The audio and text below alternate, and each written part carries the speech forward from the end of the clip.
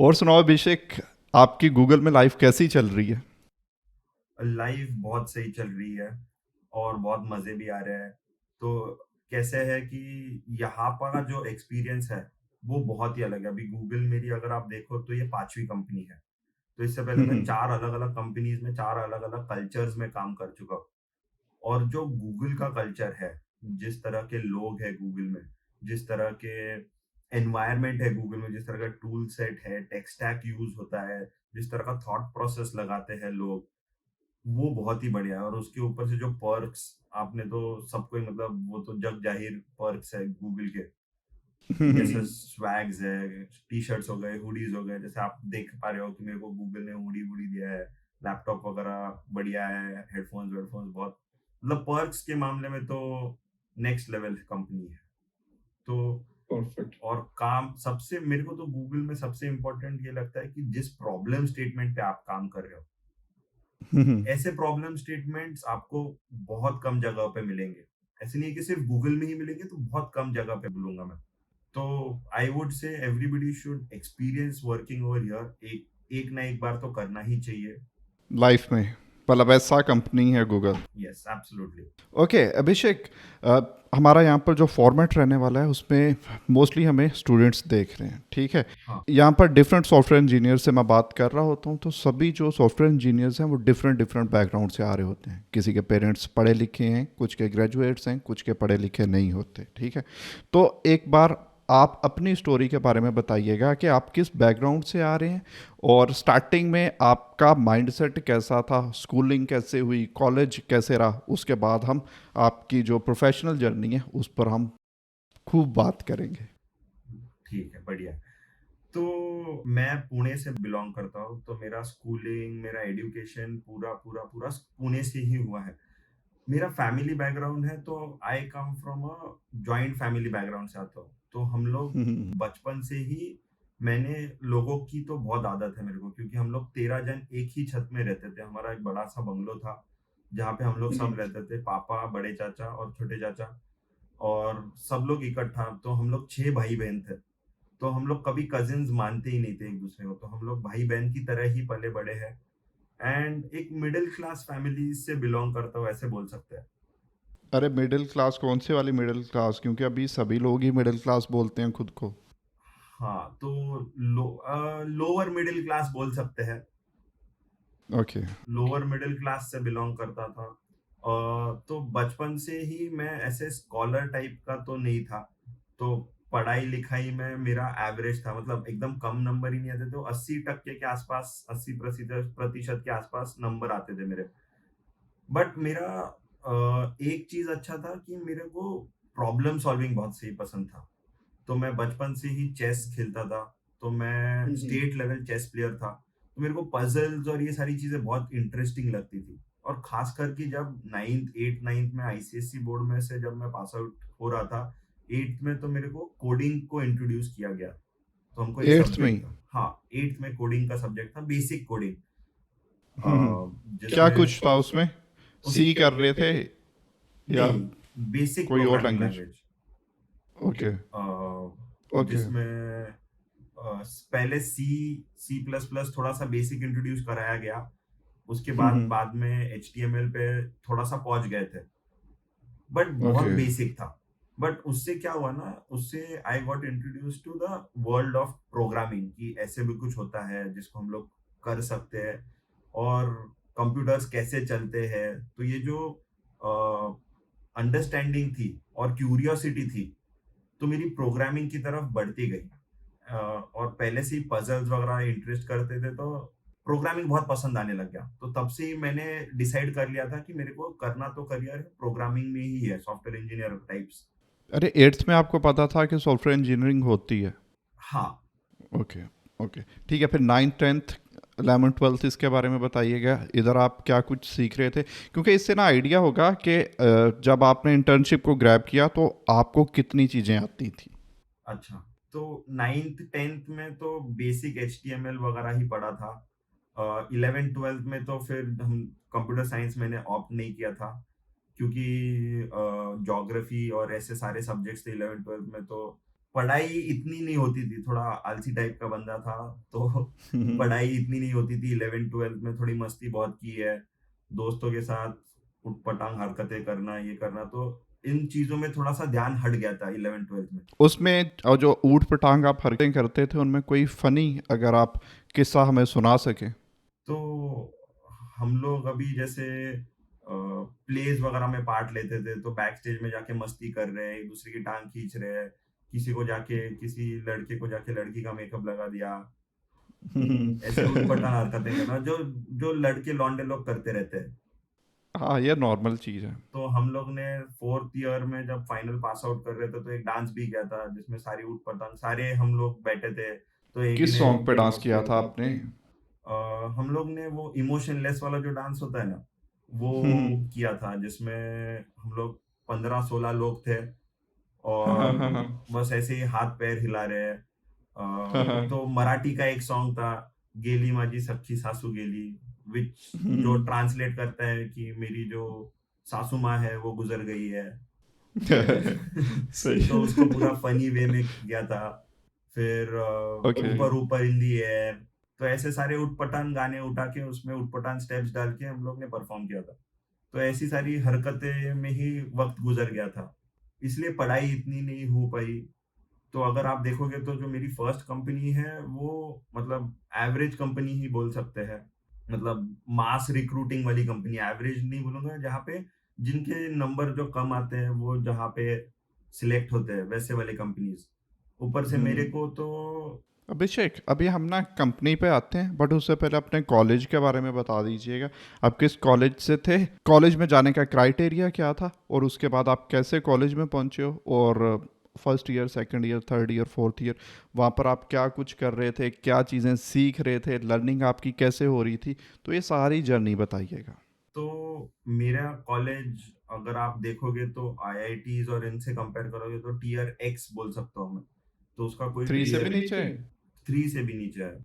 मतलब मेरे लिए अगर अभी जैसे आप गूगल लेवल पे देखोगे तो इट इज ऑलवेज आईआईटी और नॉन आईआईटी। तो अगर हाँ, ओके। तो दिस बाइफर्केशन जब मैं गूगल में आया तो थोड़ा सा दिखने लगा है कि आईआईटीज का थोड़ा सा इम्पोर्टेंस समझ में आने लग गया है कि अगर आप आईआईटी से जाते हो तो then you have that brand value, और आपने एक बार मेहनत करनी है। तो जिन लोगों ने आईआईटी से किया है तो उनको थोड़ा सा एक लेवरेज रहता है, क्योंकि उन्होंने ऑलरेडी एक जगह पे प्रूव कर चुके हैं। प्रूवन ट्रैक रिकॉर्ड रहता है उनका कि यार वो खूब से मेहनत कर सकते हैं। Yes, and they belong to top premier institutes in the country. तो सबसे हम्म। टॉप के इंस्टीट्यूट से होने का उनको थोड़ा सा एडवांटेज मिल जाता है, और जो कि लाजमी भी है क्योंकि उन्होंने उतनी मेहनत की है राइट टाइम पे। तो सही। मैंने सीईटी होके फिर मैंने पुणे यूनिवर्सिटी से ही एक कॉलेज से इंजीनियरिंग को एडमिशन ले लिया। तो सीईटी में थोड़े से कम नंबर आए थे, जैसे मैंने बोला कि इतना ध्यान नहीं दिया करियर पे और बाकी चीजों में। तो फिर एडमिशन ले लिया, फर्स्ट ईयर में कंप्यूटर साइंस एंड इंजीनियरिंग में ले लिया, क्योंकि मेरे को पता था कि मेरे को इसी में करियर करना है। तो मेरे पापा जो है, अ, उनका एक कहना था कि उनकी बहुत तयो दिल से इच्छा थी कि मैं आईएएस यूपीएससी वगैरह करूं।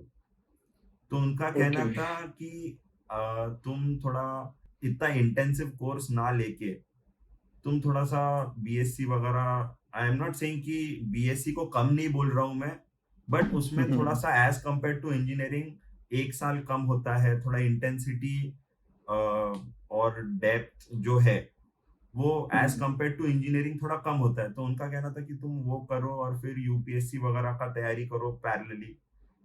बट मेरा इच्छा नहीं थी, क्योंकि उसके लिए बहुत मेहनत लगती है, और तब जो मेरा माइंडसेट था मेहनत को लेके वो काफी अलग था जो आज मेरा है, और जो इतने टाइम में जो चेंज हुआ है। तो देर वाज कुछ स्टोरीज है और कुछ इंसिडेंट्स है जिसके कारण मेरा मेहनत के लिए जो डेफिनेशन है वो चेंज हो गया। तो वो मैं आपको अपने इस जर्नी के टाइम में थोड़ा वो भी एलैबोरेट करूंगा कब हुआ और क्या टर्निंग पॉइंट था। हम्म। तो फिर मैंने थोड़ा सा जिद करके मैंने इंजीनियरिंग को एडमिशन ले ली, और थोड़े वो पढ़े लिखे थे इसलिए उन्होंने भी फिर समझ लिया कि हाँ ठीक है, जो लड़के को पसंद है उसको वो करने देते हैं, तो उन्होंने एक ठीक है। स्टेप पीछे ले लिया। तो फिर इंजीनियरिंग के फर्स्ट ईयर में एडमिशन ले लिया प्रोग्रामिंग, तो फर्स्ट। यार ये भी बहुत बड़ी बात है कि उन्होंने एक स्टेप पीछे ले लिया। यस, ये तो बहुत बड़ी बात है। और क्योंकि नॉर्मली देसी पेरेंट्स करते नहीं है ऐसा, इंडोर्स करते हैं, फोर्स करते हैं मोस्ट ऑफ द केसेस में कि भैया तेरे को यही करना है, तेरे को पता ही क्या है लाइफ के बारे में। Correct correct. तो कैसे था कि वो थोड़े से एक एडुकेटेड पेरेंट्स होने का ये एक थोड़ा सा एडवांटेज होता है कि अगर आप उनको अच्छे से बैठ के समझाओ तो वो समझ पाते हैं, क्योंकि वो उसको हम्म। सोच के थोड़ा लॉन्ग टर्म में देख पाते हैं।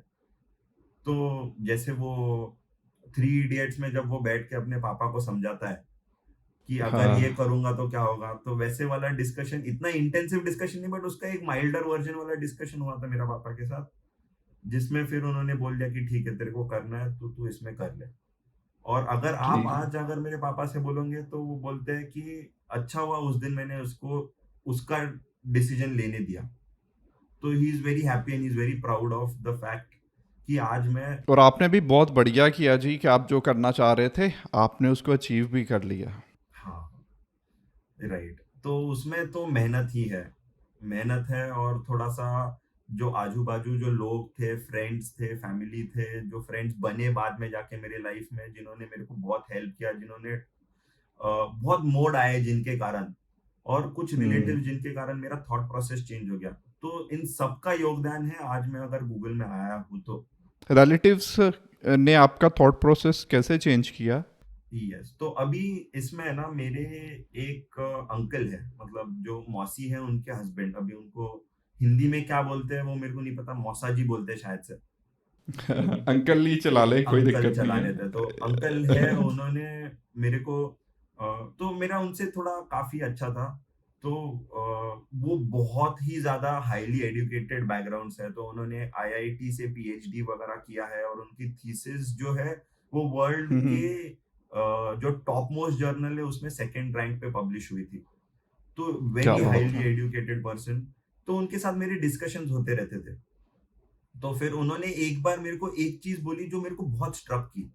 तो उन्होंने बोला मेरे को कि अभिषेक देख, जिंदगी में सबको किसी ना किसी को तो हर एक को जिंदगी में एक बार बहुत मेहनत करनी पड़ती है, ऐसे नहीं है कि मेहनत नहीं है, बट एक टाइम पे बहुत मेहनत करनी पड़ती है जिससे तुम्हारा ग्राफ चेंज हो जाएगा। तो जैसे मैंने थोड़ी देर पहले बोला कि मेहनत का जो डेफिनेशन था ना, तो जब ये मैंने सुना तो फिर मैंने रियलाइज किया कि जो लोग आईआईटी में है तो वो बहुत पहले मेहनत कर रहे हैं। जो लोग आईआईटी में हम्म। नहीं है, जैसे मेरे जैसे जिन्होंने इंजीनियरिंग में इतना मेहनत नहीं किया है, ये क्या है, तो फिर बाद में जाके करियर पे तब जाके मैंने बहुत मेहनत किया है, तब जाके मैं गूगल में हूँ। तो वो पूरा डिपेंड करता है कि आप वो वाली जो मेहनत है ना, आप कितनी जल्दी करते हो। तो आप उतनी ऊंचाई पे जाते हो जितनी जल्दी आप मेहनत करते हो। तो जैसे most IIT. Of the cases में I sorry for the interruption, most of the cases IIT के जो स्टूडेंट्स रहते हैं वो कॉलेज में ही होते हैं और उनको गूगल पिक कर लेता है। करेक्ट। तो अभी इसका कोलोरली अगर मैं बताना चाहूँ तो क्या होता है ना कि जितनी जल्दी आप मेहनत करोगे उसके एडवांटेजेस मैं बता दूं। जैसे अभी अगर अगर मैंने 11 12 में बहुत मेहनत करके आईआईटी क्रैक कर लिया होता, तो हम्म। लेट्स से अज्यूम करके चलते, एक बंदा जिसने बहुत 11 12 में मेहनत की, गूगल में आईआईटी में गया और गूगल में आ गया फर्स्ट ईयर के बाद, फर्स्ट कंपनी ही गूगल है। मैं जैसे हूँ जिसने मेहनत बहुत लेट किया, तो जब मैं 7 8 साल के बाद जब गूगल में गया, तो जो गैप था, मतलब उसके एक बंदा जो आईआईटी से निकल के 2 3 साल के बाद जिस स्टेज पे जाता है, उस स्टेज पे मैं 7 8 साल के बाद गया। तो उनको 5 6 साल का जो गैप है, राइट, वो उन्होंने पहले मेहनत करने के कारण वो उतने में लीड ले चुके हैं। ओके, और ना सिर्फ वो लीड ले चुके हैं, फिर बाद में इन्होंने डबल मेहनत करके वो अचीव कर लिया। और अगर जैसे ये बोल रहे हैं कि टीआर 3 भी नहीं, टीआर X कॉलेज है, तो अगर उतने में भी कर लिया है तो ये इनके लिए बहुत बड़ी अचीवमेंट है। बराबर। करेक्ट। राइट। तो अभी जैसे मैं गूगल में हूँ, मैंने मेहनत किया, अपॉर्चुनिटी आई, और एवरीथिंग राइट थी, right time, right place, right effort करके आई एम हियर। तो जिनको इतना मेहनत करने के बाद भी नहीं होता है तो वो तो और भी पीछे जाते हैं, तो वो जो लीड है वो बढ़ती ही जाती है। तो मैं करेक्ट। सजेस्ट करूंगा, तो अभी जैसे मैंने उटपटांग हरकतें भी की है, मस्ती भी की है, तो जो भी लोग ये सुन रहे हैं तो मेरा एडवाइस यही रहेगा कि मस्ती भी करो और मेहनत भी करो।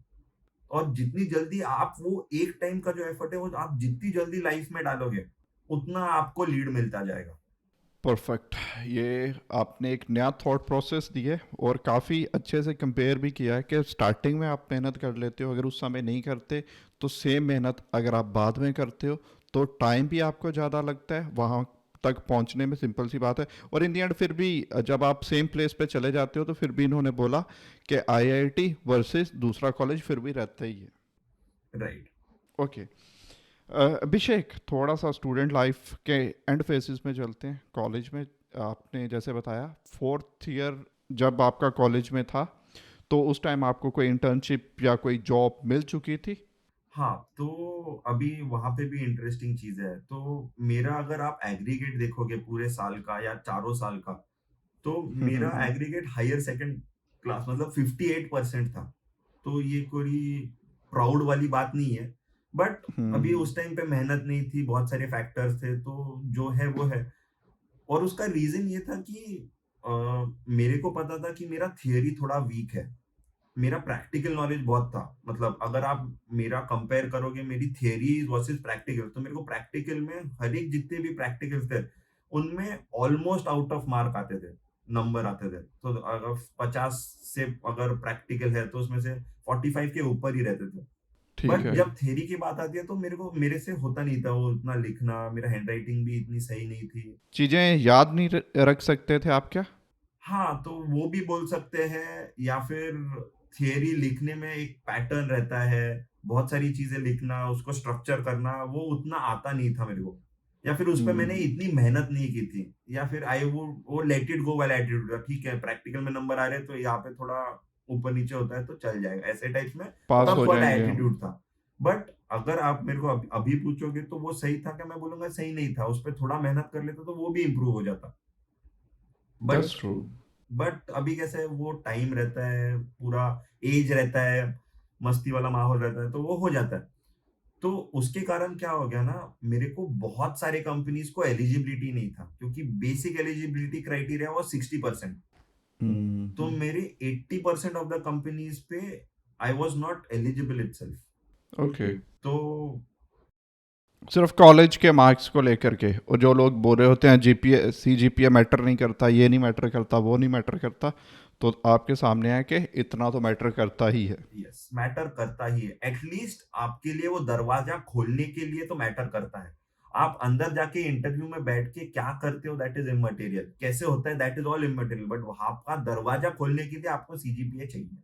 ओके, और perfect. With my personal experience I can tell कि जितना बेयर मिनिमम है उतना तो करना ही चाहिए। अभिषेक, आपके 60% मार्क्स भी नहीं थे, कॉलेज की जाती जाती आखिरी दो जो कंपनीज थी वो रह चुकी थी, ठीक है, उनमें से एक ने आपको कर लिया सिलेक्ट। तो जिस कंपनी ने आपको सिलेक्ट किया है उसके इंटरव्यू राउंड्स के बारे में बताइएगा। ठीक है, तो उसके ये कंपनी आई थी मेरे एक सेमेस्टर में, और तब तक बहुत सारे बच्चे प्लेस भी हो चुके थे और बहुत सारे पेंडिंग भी थे। तो और it was like a pool campus जिसमें कम से कम 500-600 लोग आए थे। तो पहला राउंड था एप्टीट्यूड वाला राउंड। तो एप्टीट्यूड राउंड में जैसे ही फ्रेशर्स के होते हैं, जिसमें वो फिजिक्स वाले प्रॉब्लम पूछते हैं, टाइम मोशन वाले प्रॉब्लम पूछते हैं, जनरल नॉलेज थोड़ा थियोरेटिकल, और फिर कोडिंग वाले जावा वगैरह के प्रॉब्लम्स पूछते हैं। तो वैसे वाला एप्टी था, तो वो वाला मैंने क्लियर कर लिया। उसके बाद दूसरा मास एलिमिनेशन राउंड था, जो कि ग्रुप डिस्कशन राउंड था। तो अभी ग्रुप डिस्कशन राउंड में हम लोग एक 15 जनों का ग्रुप था, ओके। और 15 जनों के ग्रुप में तो बहुत लेट भी हो चुका था, और आई डोंट नो व्हाट। तो जो एचआर थी, उन्होंने सबको सिर्फ इंट्रोडक्शन देने बोला। और ओके ओके ओके, मतलब उसने को बल्क में बंदे चाहिए, बात कर रही थी कि कुछ भी जो बंदे ने एक्स्ट्रा ऑर्डिनरी आंसर दे दिया उसको रख लेंगे, बाकी बाकी जाने दो। सब यस। तो ऐसे भी होता है। तो मेरा पहले भी एक जीडी अटेंड किया था, और जो दोस्तों के सुनता था कि जीडी में कि सबको बिठाएंगे, फिर एक टॉपिक देंगे और फिर बोलेंगे कि अभी चर्चा करो, ये करो। तो वैसे नहीं हुआ, तो वैसे एक्सपेक्ट कर रहे ओके। थे हम। बट सबका एक राउंड ऑफ इंट्रोडक्शन हो गया, और थोड़ा मेरा इंग्लिश वगैरह और कॉन्फिडेंस वगैरह अच्छा था, तो इसलिए मेरा इंट्रोडक्शन थोड़ा सही गया, और मैंने प्रैक्टिकल एक्सपीरियंस और ये सब बता दिया थोड़ा मेरे को, कि मेरा कोडिंग अच्छा है, ये है। और फिर मेरा हो गया और बाकी सारे जन रिजेक्ट हो गए। बल्कि 14 बंदों में से एक आपने स्टैंड आउट फिर भी कर दिया। कर दिया। परफेक्ट, क्या बात है जी। कैसा फील कर रहे थे फिर आप? फील तो नर्वस ही था क्योंकि दूसरा ही इंटरव्यू था, अभी तो बहुत और एक राउंड बाकी था। क्या होगा, कैसे होगा, तो बटरफ्लाईज तो थे ही स्टमक में। ठीक है, तो फिर क्या हुआ जी नेक्स्ट राउंड पे? उसके बाद था पर्सनल इंटरव्यू वाला राउंड। तो ओके। मैं गया इंटरव्यू में, तो दो बंदे बैठे हैं, एक लेडी है और एक जेंट्स बैठे हैं, एकदम थोड़े एजेड लग रहे हैं। और एक इतना एक्सपीरियंस से एकदम कामली कूलली क्वेश्चन पूछे जा रहे हैं। यहाँ पे मैं बहुत नर्वस था, तो एक पॉइंट में उन्होंने मेरे को रोका कि आर यू नर्वस, तो मैंने हाँ बोला, तो फिर उन्होंने पानी वानी पिलाया और फिर इंटरव्यू चालू कर दिया। तो वहां पे बेसिक उन्होंने सीक्वल के क्वेरीज वगैरह लिखने बोले थे। जावा ओके। का एक प्रोग्राम दिया था, वो सॉल्व करो बोला था। और फिर जनरल थोड़ा सा एज अ पर्सन कैसे हो, कुछ एक्सट्रीम व्यूज वगैरह है क्या नहीं, वैसे वाले क्वेश्चन पूछ के फिर एक 45-50 मिनट्स का राउंड हुआ था, जिसमें उन्होंने फिर सिलेक्ट कर लिया। ओके, और उसके बाद जो 45 से 50 मिनट का राउंड था उसमें उन्होंने क्या कुछ पूछा आपसे? यही मतलब जावा सीक्वल का कोड। पर्सनल इंटरव्यू में अभी जो मैंने बताया वही लास्ट राउंड था, पर्सनल इंटरव्यू। Okay, perfect. ठीक है अभिषेक, आप चले गए। जॉब का फर्स्ट डे के बारे में बताइएगा, और आपकी फर्स्ट कंपनी जो है उसमें आपका एक्सपीरियंस कैसा रहा? तो फर्स्ट डे तो बहुत नर्वस फील कर रहा था, क्योंकि कंपनी कॉलेज के बाद पहली दिन कंपनी में तो ऐसे ड्रीम कम ट्रू रहता है कि जॉब मिली है। और क्या बात है। बट एक चीज था कि सैलरी बहुत ही कम थी। क्या आप फिगर बता पाएंगे? हाँ, मैं वो वाला फिगर तो बता ही सकता हूँ। तो मैंने स्टार्ट किया था 2014 के जून में, 8 जून 2014 को मेरा फर्स्ट डे था। और तब मेरी सैलरी थी 2.4 lakhs। पर मंथ कितना बन रहा है जी? तो पर मंथ आता था कुछ तो 17,000। उसमें से भी कंपनी की पॉलिसी थी कि उसमें से हम लोग 5,000 रुपए रख लेंगे और तुमको साल के एंड में दे देंगे, at the end of the first year. तो मेरा फर्स्ट जो सैलरी आई थी दैट वाज 12,536 रुपीज। ओके, और जो साल के एंड पे दे रहे थे वो आपको 60,000 उन्होंने देना था अगर कोई बंदा 1 ईयर टिकता तो, राइट? करेक्ट। परफेक्ट। ओके। तो ठीक है, नेक्स्ट। तो फिर फिर क्या हुआ? फिर जो पहला टीम था। अच्छा, मेरे को ये भी बताना है, अगर इतनी कम सैलरी हो तो एम्प्लॉय का माइंडसेट कैसा रहता है? क्या वो अच्छे से काम कर रहा होता है, नहीं कर रहा होता? कैसा सोच रहा होता है, या बैठा उसको टास्क दिया जाता है तो वो सैलरी के बारे में सोच रहा है, या कुछ ऐसी चीज़ें, या स्टार्टिंग में आपके साथ ऐसा कुछ नहीं हुआ था? तो ऐसे कुछ नहीं हुआ, क्योंकि मेहनत ही कम की थी, तो एक्सपेक्टेड तो था ही कि कम सैलरी ही होने वाली। और तभी शायद से जो हम्म। अभी हमारा कॉलेज था उसमें जो हाईएस्ट पैकेज जिसको कैंपस में से मिला था वो तो 8 लाख का पैकेज था। ओके, मतलब आपके लिए ये चीज़ नॉर्मल थी, राइट? हाँ, तब तब तो नॉर्मल थी, क्योंकि ठीक कॉलेज है, भी ठीक है। कुछ फेमस कॉलेज नहीं है। हम्म। पढ़ाई भी एवरेज की थी। तो हम्म। अभी वो टाइम पे तो माइंडसेट ऐसा था कि बस जॉब लगनी चाहिए। खुशी की बात यह थी कि कॉलेज में ही थे और जॉब लग गई। कॉलेज में थी और जॉब लगी, क्योंकि मैंने एक ऑफ कैंपस का जो हमारे कॉलेज में हुआ था ड्राइव इन्फोसिस का, तब के टाइम पे कम से कम 2,000 लोग आए थे। तो 2,000 लोग जब इंटरव्यू देने आए थे, उनके सिलेक्शन 2-3 राउंड हुए थे, आखिर में सिर्फ 90 लोगों का सिलेक्शन हुआ था। तो ये जब मैंने नंबर देखे थे स्टैटिस्टिक्स कि ऑफ कैंपस में तो भाई इतना पंगा है और इतना कंपटीशन है, तो बस यही था कि ऑन कैंपस में जॉब लग जाए। ठीक है, ठीक है, ठीक है। और चलो, मतलब सेटिस्फेक्शन थी, राइट? हाँ, कि हाँ, हो गया, इतना बढ़िया है। ये जो सारे कंपनीज थे यहाँ पे एल्गोरिदम और डेटा स्ट्रक्चर्स नहीं पूछते थे। तो इट वाज बेसिक ये क्या पूछते थे? बेसिक जावा, सीक्वल पूछ लिया, थोड़ा कंप्यूटर आर्किटेक्चर, नेटवर्किंग वगैरह, ऐसे सारे टाइप के क्वेश्चन पूछते थे। मतलब थोड़ा थोड़ा ये देख लेते थे कि ये बंदा साथ साथ पढ़ रहा है या एकदम नहीं पढ़ रहा, क्योंकि उनको क्रीम तो मिलने नहीं वाली थी। करेक्ट। तो एवरेज और ओके, मास रिक्रूटमेंट टाइप की ही ये कंपनी थी। Okay, okay.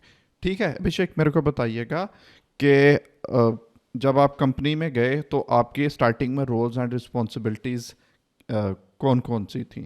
हाँ, तो ये तो मतलब जो मेरा फर्स्ट प्रोजेक्ट था, पहली कंपनी में फर्स्ट प्रोजेक्ट वो था सपोर्ट वाला प्रोजेक्ट। मतलब आप बिलीव नहीं करोगे आज जहाँ पे हुआ, और अगर आप मेरे को जो फर्स्ट डे था और जो फर्स्ट प्रोजेक्ट था, तो मेरे को कभी हम्म कभी ऐसे डर लगता है कि ऐसी भी चीजें होती है इंडस्ट्री में, या फिर ऐसे रोल्स है।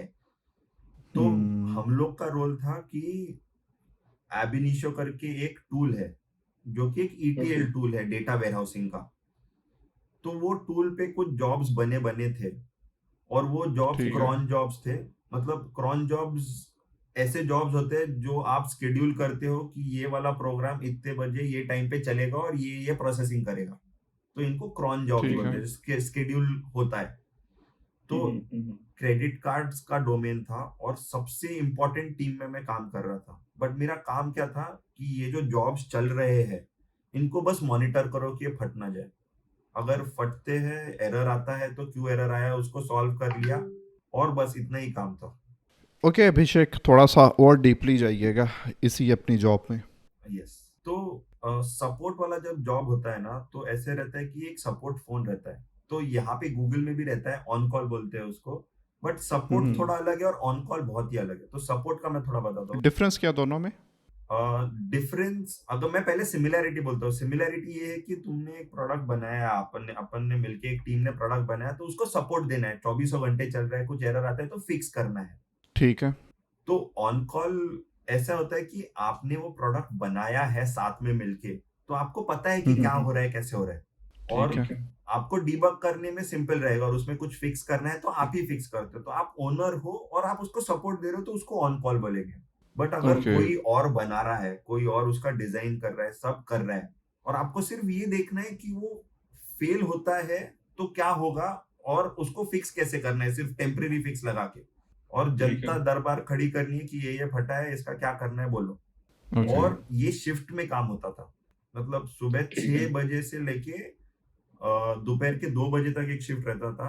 एक जनरल शिफ्ट रहता था 9 से 6, और एक नाइट शिफ्ट भी था। क्योंकि 24 घंटे सिस्टम तो चलेगा ही। राइट। और उसके ऊपर से सैटरडे संडे भी सपोर्ट देना था। हाँ सिंपल सी बात है, क्योंकि सैटरडे संडे को कॉर्पोरेट में ऑफ होता है, यूजर्स का ऑफ नहीं होता। करेक्ट। तो ये जो काम था, मतलब ये अभी काम को मैं बुरा नहीं कहूंगा, या फिर इसको कुछ, हम्म मतलब ये अच्छा है ये बुरा छोटा है। काम छोटा काम भी नहीं बोल बोलूंगा, सकते हैं। काम काम है। That's true, that's true. काम काम है। तो वो चीज भी आपको कुछ सिखा जाता है। तो उसमें से भी मैंने, अभी कैसे है कि हर एक कंपनी का अपना कल्चर होता है, एक काम करने का तरीका होता है। अभी सर्विस बेस्ड कंपनीज में ऐसे ही काम होता है, अगर आप देखोगे तो आप जब गूगल वगैरह की कंपनीज में आते हो, तो वहाँ पे प्रोडक्ट बेस्ड कंपनीज हैं, तो जहाँ पे काम बहुत अलग रहता है। तो it is nature of work. Service base में भी आप काम कर चुके हो और प्रोडक्ट बेस में भी काम कर चुके हो, दोनों के वर्क कल्चर को लेकर के डिफरेंस बताइएगा। इसके अलावा और एक थर्ड टाइप भी रहता है, जो कि बहुत कम मैंने सुना है, मतलब बट एक रहता है, हम्म और जो मैं तो सजेस्ट करूंगा कि सबने एक्सपीरियंस करना ही चाहिए, which is consulting based companies. Okay. और अभी मतलब कुछ साल पहले तक, और अभी भी टॉप की कंपनीज में है, तो कुछ साल पहले तो बहुत टॉप पे थी। तो एक थॉटवर्क्स करके कंपनी है, ठीक है। बहुत सारे लोगों को पता नहीं है, but it is hmm one of the top consulting companies. तो वहां पे जो कल्चर है, जो माइंडसेट है, वो बहुत ही। थॉटवर्ड्स इतनी छोटी कंपनी भी नहीं है, अभी भी उसकी अगर एवेल्युएशन देखी जाए तो 1 बिलियन प्लस ही है। Yes yes yes. बट जो कंसल्टिंग वर्ल्ड में जो उनका एक स्टेचर था कुछ सालों पहले तक, हम्म वो अभी बहुत सारे कंपटीशन के कारण थोड़ा सा हिल गया है, मैं बोलूंगा। क्योंकि उनकी टोटल अगर नेटवर्क देखी जाए तो ऊपर नीचे भी हो रही है, शायद इसी कारण। Correct correct. बहुत सारी रीजंस है उसमें, तो उसके डिटेल्स में अपन अलग से भी जा सकते हैं कि क्या रीजंस है, एंड व्हाई आई फील कि उनका जो मेन कल्चर था, जो हम्म जिससे वो मूव ऑन हो चुके हैं, क्योंकि due to some business reasons, या फिर जिसके कारण ये सब हो रहा था। But still a very good company to work for, जहाँ पे मैंने बहुत कुछ सीखा है for software development. Consulting world कैसे होता है, क्योंकि आप प्रोडक्ट बेस में हो ना, तो आपका जो प्रोडक्ट ओनर है, या फिर जो बिजनेस एनालिस्ट है, या फिर जो आपको रिक्वायरमेंट दे रहा है, या फिर जो बिजनेस के लोग हैं, वो एक ही कंपनी के हैं। तो कहीं न कहीं पे एक वो हो जाता है कि हाँ, अपने ही लोग हैं। बट जब दैट्स आप ट्रू। कंसल्टिंग में काम करते हो, तो आप क्लाइंट के पैसों पे खेल रहे हो, और कुछ भी ऊपर नीचे होता है तो you are responsible for that, और क्लाइंट आपको छोड़ेगा नहीं। तो वो वाला जो माहौल है वो बहुत अलग है। तो इन तीनों में मैंने काम कर चुका हूँ। ठीक है। ओके। ओके। अभिषेक, फर्स्ट कंपनी में आप जॉब कर रहे थे, वहाँ पर आपने कितना टाइम काम करा और उसके बाद आपने स्विच क्यों की कंपनी?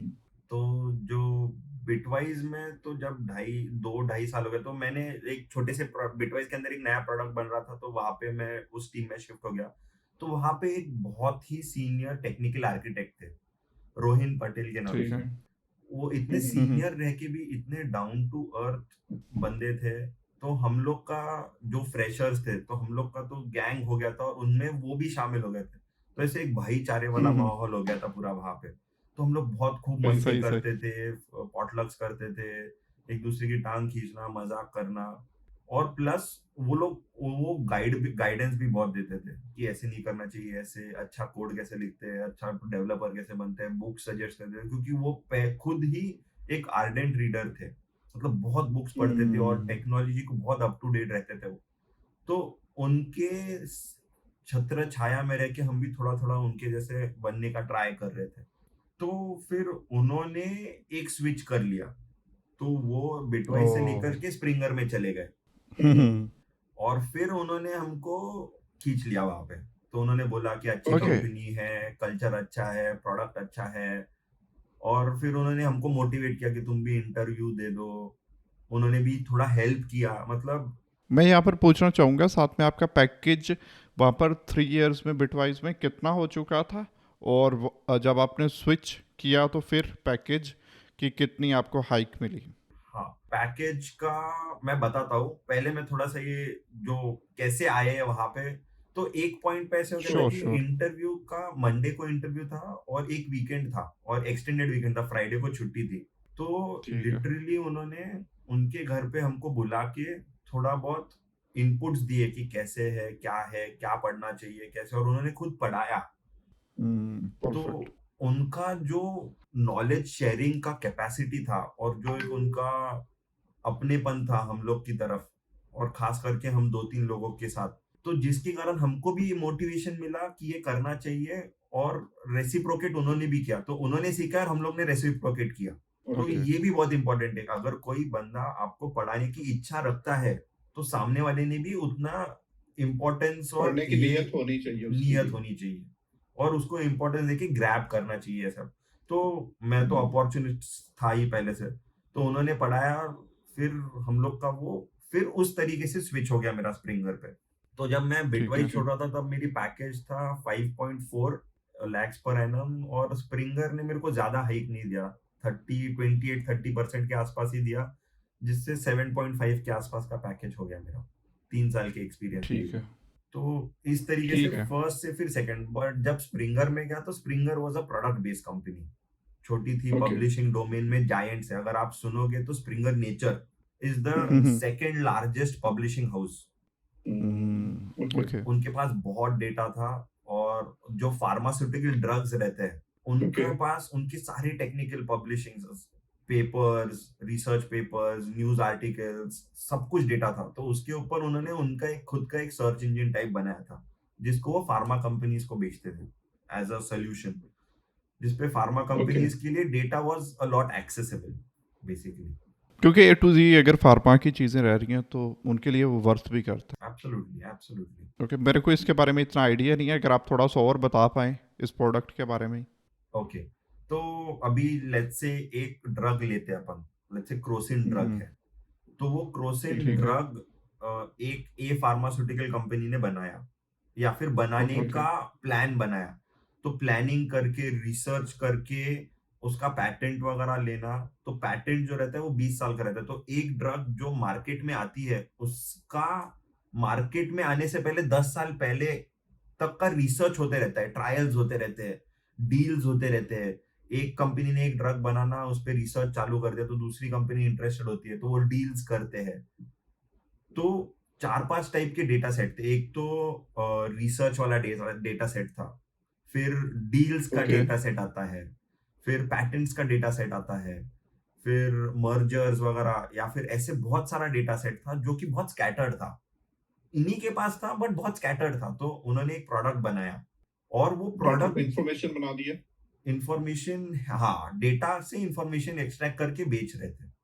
तो अभी इसमें एक ठीक। इंटरेस्टिंग, जो मेरी नेक्स्ट कंपनी है उसका स्विच इसी प्रोडक्ट के या फिर स्प्रिंगर नेचर में छुपा हुआ था, क्योंकि ये जो पेटेंट प्रोडक्ट था एडिस करके, उसकी जो नींव रची हुई थी वो थॉटवर्क्स के डेवलपर्स ने रची हुई थी। तो थॉटवर्क्स, आप ऐप डेवलपमेंट कर रहे थे, यहाँ पर कर क्या रहे थे? हाँ, तो यहाँ पे मैं पूरा बैकएंड सर्वर साइड, तो it was like a full stack role. कौन कौन सी टेक्नोलॉजी पे काम कर रहे थे आप? तो वहां पे मैंने सीखा स्काला, स्काला, ओके। प्ले फ्रेमवर्क, अक्का सीखा थोड़ा सा, फिर फंक्शनल प्रोग्रामिंग सीखी, और फिर माइक्रो सर्विसेज, पहली बार मैंने माइक्रो सर्विसेज आर्किटेक्चर पे काम किया। फिर आप जो जो टर्म्स बता रहे हैं, अगर साथ ऑडियंस को उसके बारे में बता भी सकें, उसकी थोड़ी सी डेफिनेशन हो जाए, और साथ में अगर आप बता दें कि ये इस चीज़ के लिए यूज़ होता है, तो ये काफ़ी बेनिफिशियल हो जाएगा, क्योंकि ये टर्म सुन करके खाली फ्लेक्सी लगेगा और इसके सिवा और कुछ लगेगा नहीं उनको। ठीक है, चलेगा, बढ़िया। तो इससे पहले मैं जस्ट एक स्टेप पीछे लूंगा, और बिटवाइज में जो मेरा प्रोग्रामिंग लैंग्वेज था वो था जावा। तो अगर आप आज ओके। देखोगे तो मेरे को कम से कम 4-5 प्रोग्रामिंग लैंग्वेजेस आती है। तो अभी मेरे लिए प्रोग्रामिंग लैंग्वेज सीख के किसी इस पे ऑनबोर्ड होना इतना मुश्किल नहीं जाता है। बहुत सारे लोगों को ये रहता है कि यार मेरा जावा है, मैं जावा है तो मेरा दूसरा जॉब भी जावा में ही रहना चाहिए। तो वो एक टैबू जो है वो मैं क्लियर करना चाहता हूँ कि ऐसे प्रोग्रामिंग लैंग्वेज कुछ नहीं रहता है, रहता है प्रिंसिपल्स रहते हैं। आप सॉफ्टवेयर डेवलपमेंट के जो प्रिंसिपल्स रहते हैं वो सीखने चाहिए, जिससे कि आप अच्छा कोड लिख सके, अच्छा डेवलपर बन सके, प्रोग्रामर बन सके। तो उस पे भी मैं बात करूंगा, बट अभी तो जावा श्योर था। श्योर। तो मेरे लिए हाँ। स्प्रिंगर नेचर में आना थोड़ा वो भी था इंफेरिटी कॉम्प्लेक्स, यार अपने को स्काला आता ही नहीं है तो अपन काम कैसे करेंगे। बट वहां पे कल्चर अच्छा था कि थोड़ा टाइम दिया सीखने को। मैंने फ्रंट एंड पे भी काम नहीं किया था, तो फ्रंट एंड इज जहाँ पे रिएक्ट वगैरह रहता है, तो रिएक्ट इज फ्रंट एंड वाला फ्रेमवर्क जहाँ पे हम लोग पेजेस बनाते हैं, कि अपने को जो वेब पेजेस दिखते हैं वो रिएक्ट में बनते हैं। वो भी नहीं ठीक है। आता था, तो पूरा टेक स्टैक नया। तो स्काला जो है वो प्रोग्रामिंग लैंग्वेज है, जो कि फंक्शनल प्रोग्रामिंग के पैराडाइम और ऑब्जेक्ट ओरिएंटेड पैराडाइम दोनों को सपोर्ट करती है। तो ये थोड़ा सा हाई लेवल पे है।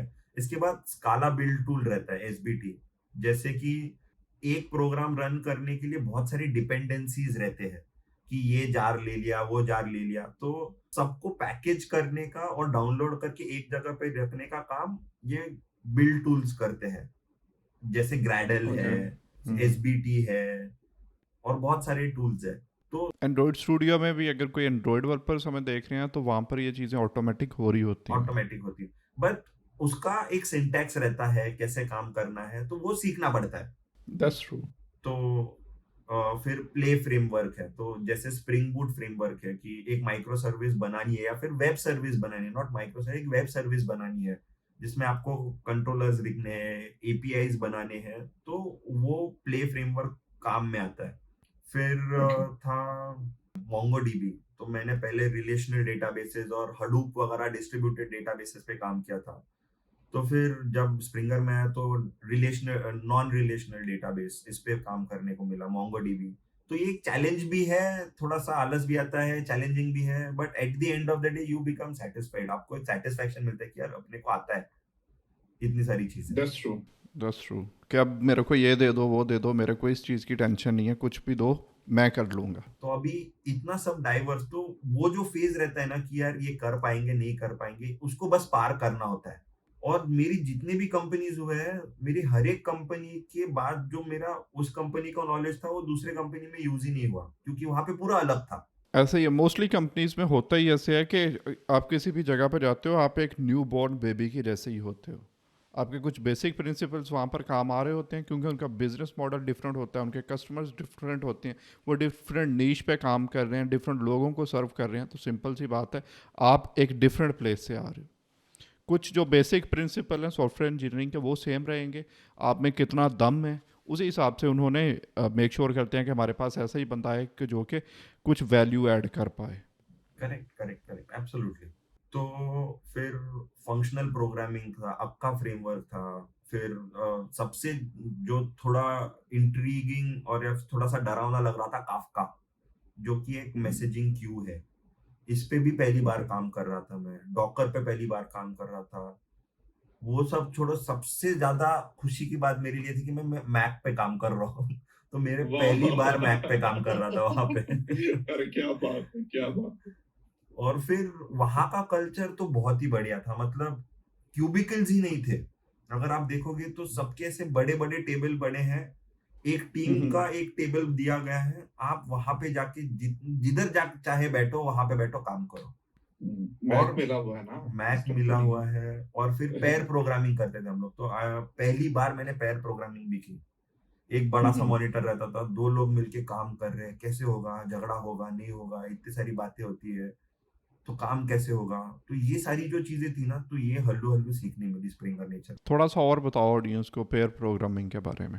हाँ, तो पेयर प्रोग्रामिंग एक टेक्निक है। तो अगर आप देखोगे तो इंडस्ट्री में बहुत सारे टाइप के प्रोजेक्ट मैनेजमेंट टेक्निक्स बोल सकते हैं। एक रहता है ओके अजाइल, एक रहता है स्क्रम, एक रहता है कानबान, और एक रहता है एक्सट्रीम प्रोग्रामिंग वाले प्रिंसिपल्स। तो एक्सट्रीम ओके प्रोग्रामिंग वगैरह जो है, ये सारा कुछ थॉटवर्क्स ने इन्वेंट किया है। तो थॉटवर्क्स, इसीलिए मेरे को थॉटवर्क से बहुत लगाव है, क्योंकि उन्होंने बहुत सारी चीजें इस इंडस्ट्री को दी है। और उनमें से अजाइल एक्सट्रीम प्रोग्रामिंग प्रैक्टिसेस में से एक है, दैट इज पेयर प्रोग्रामिंग। हम्म, तो पेयर प्रोग्रामिंग में क्या होता है, जैसे जनरली अगर अपन प्रोग्रामिंग करते हैं तो एक बंदा एक काम करता है, उसको एक टास्क दिया जाता है, जो काम पे वो अकेला काम कर रहा है। फिर उसका कोड ऐसे ही। रिव्यू, कोई तो उसका कोड रिव्यू करेगा, कोई तो सीनियर रहेगा जो कोड रिव्यू करेगा, और फिर वो जाके अपने प्रोडक्शन वगैरह में कोड मर्ज होके फिर प्रोडक्शन पे जाता है। बट पेयर ओके प्रोग्रामिंग में कोड रिव्यूज वगैरह अवॉइड करने के लिए दो लोग साथ में मिलके डिस्कशन करके काम करते हैं, कि एक जन बोल रहा है कि ये ऐसे नहीं होना चाहिए, दूसरा बोलेगा वैसे होना चाहिए, तो उससे क्या होता है कि डिस्कशन ट्रिगर होता है। और ऑलमोस्ट जो टेस्टिंग भी साथ के साथ ही हो रहा होता है। करेक्ट। और फिर कोड रिव्यू भी हो जाता है। हम्म क्योंकि नॉर्मली हम क्या कहते हैं, खाली हम कोड लिखते जा रहे हैं लिखते जा रहे हैं लिखते जा रहे हैं, और हमने फीचर चला दिया है किसी न किसी तरह से। तो जब वो जाएगा टेस्टर के पास या किसी सीनियर बंदे के पास, फिर बताएगा भाई ये क्या तूने लिखा है यहाँ पर, ये तूने बेफजूल लूप लगा दी है, ठीक है, तूने ये काम मतलब थोड़ा एक लाइन से हो सकता था, ये तूने किया क्या है, तेरे को पता भी है 15 से 20 मिनट अगर ये पेज ही लोड होता रहा तो मतलब और बंदा क्या करेगा। तो अगर आपके साथ ही बंदा यहाँ पर बैठा है तो वो साथ ही बताता रहेगा भाई क्या कर रहे हैं यार तू। बराबर, एग्जैक्टली exactly। और उसके ऊपर से इसका सबसे एडवांटेज जो है ना, तो तब तो मैं जूनियर ही था, अगर 3 साल का एक्सपीरियंस भी जूनियर ही मानूंगा, और मैं खुद को अभी भी जूनियर ही मानता हूँ, क्योंकि लर्निंग तो चलते ही रहेगा। और बहुत सारे तुर्रम खान लोग बैठे हैं जो भी बहुत सीनियर और बहुत टॉप लोग बैठे हैं इंडस्ट्री में, जिनके कंपैरिजन में अपन कुछ भी नहीं है। और मेरे को कोई लाज लज्जा शर्म नहीं है ये फैक्ट एक्सेप्ट करने में कि आई एम एवरेज। ठीक है। तो पेयर प्रोग्रामिंग में क्या होता है, सबसे बेस्ट एडवांटेज है कि अगर एक जूनियर बंदे के साथ कोई सीनियर बंदा पेयर कर रहा है, तो जब आप काम करते हो ना, तो आप सिर्फ काम नहीं करते हो, आप वो सीनियर बंदे का थॉट प्रोसेस समझ लेते हो, कि वो कैसे काम करता है, वो क्या सोचता है। कोई काम करने से पहले डायरेक्ट कोड लिखना नहीं चालू करता, थोड़ा सोचता है कि ये रिक्वायरमेंट अपने प्रोडक्ट में कहाँ पे फिट होती है, इसको लॉन्ग टर्म में कैसे देखना चाहिए, जिसके कारण आप सवाल पूछते हो। आप जाके बीए को सवाल पूछते हो कि यार ये क्या रिक्वायरमेंट दिया है तूने, ऐसे इसको ऐसे देख सकते हैं क्या। तो ये जो थॉट प्रोसेस है, राइट, ये पेयर प्रोग्रामिंग में बहुत डेवलप हुई मेरी। और प्रोडक्टिविटी हैक्स भी साथ में पता चल रहे होते हैं बंदे को कि ये काम हाँ जल्दी में हो सकता है यार, उसकी कुछ ना कुछ चीज़ें आप चुरा करके अपनी डालते हो यार कि हाँ मैं भी अब से ऐसा करूँगा। बढ़िया है। तो जिनके साथ मैं पेयर करता था, मेरे एक सीनियर थे, जिन्होंने मेरे को बहुत मोटिवेट किया। जैसे रोहिन मेरे लिए एक आइडियल थे और एक गुरु के स्थान पे थे, वैसे ही ये कंपनी में मेरे को और एक गुरु मिले, जिनको मैं बहुत मानता हूँ, आज भी मानता हूँ, टच में है, और बहुत अच्छे दोस्त भी है मेरे। और ये सारे जो लोग हैं ना, इतने डाउन टू अर्थ, इतने हम्बल लोग हैं, कि आप इनसे अगर आप बात करोगे तो आपको लगेगा भी नहीं यार ये इतना तोप बंदा है। तो एक बस पुनीत शर्मा करके बंदा थे। अभिषेक की बात से मुझे एक बात याद आई कि लोग अपने बॉसेस को छोड़ देते हैं, लोग अपने मैनेजर्स को छोड़ देते हैं, इवन लोग कंपनीज को भी छोड़ देते हैं, बट लोग जो नहीं छोड़ते वो है मेंटोर्स को। Perfect. Absolutely true. Okay, continue करिएगा अभिषेक आप। तो उनको भी ऐसे 10-12 साल का एक्सपीरियंस था, बहुत ही सीनियर थे, उनके साथ पेयर करके बहुत सारी चीजें सीखा मैं। उन्होंने गाइडेंस भी बहुत किया, कौन से कंपनीज कंपनीज से लेके सैलरीज से लेके फाइनेंशियल प्लानिंग से लेके जो चाहे मैं उनको पूछ सकता हूँ, और वो एकदम डिटेल्ड में आंसर देते हैं, और आज भी देते हैं। आज भी अगर मेरे को कुछ प्रॉब्लम होती है तो मैं उनको जाके पूछता हूँ, और वो कभी मना नहीं परफेक्ट। करते। और यही चीज अभी जब मेरे जूनियर आते हैं, अभी मैं थोड़ा सीनियर हो गया हूं, तो मेरी टीम में जो लोग रहते हैं, तो I try to reciprocate this things, कि मैं भी मेरे जो जूनियर्स हैं, जिस स्टेज में मैं था, जिस स्टेज पे मेरे को मदद मिले, मैं उनको मदद करता हूँ, मैं उनको मेंटरशिप देता हूँ, गाइडेंस देता हूँ, तो वो उनको भी बहुत हेल्प करता है। Perfect. Perfect. Okay.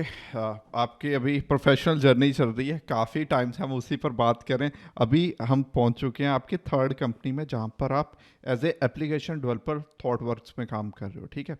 Application work development को लेकर के काफ़ी हमारे माइंड में आता है कि आप डेस्कटॉप ऐप बना रहे हो, ठीक है। वेब ऐप भी इसी में ही डाल सकते हैं, बट वेबसाइट डेवलपर उसको बोल सकते हैं। उसके बाद हम मोबाइल एप्लीकेशन की बात करें तो आप स्पेसिफिक किस पर्टिकुलर चीज़ पे काम कर रहे थे? आप मोबाइल ऐप बना रहे थे, वेब ऐप थी, या आप डेस्कटॉप ऐप बना रहे थे? तो ये जो डेजिग्नेशन है ना, ये डेजिग्नेशन हम्म। बहुत ही जेनेरिक रखा है।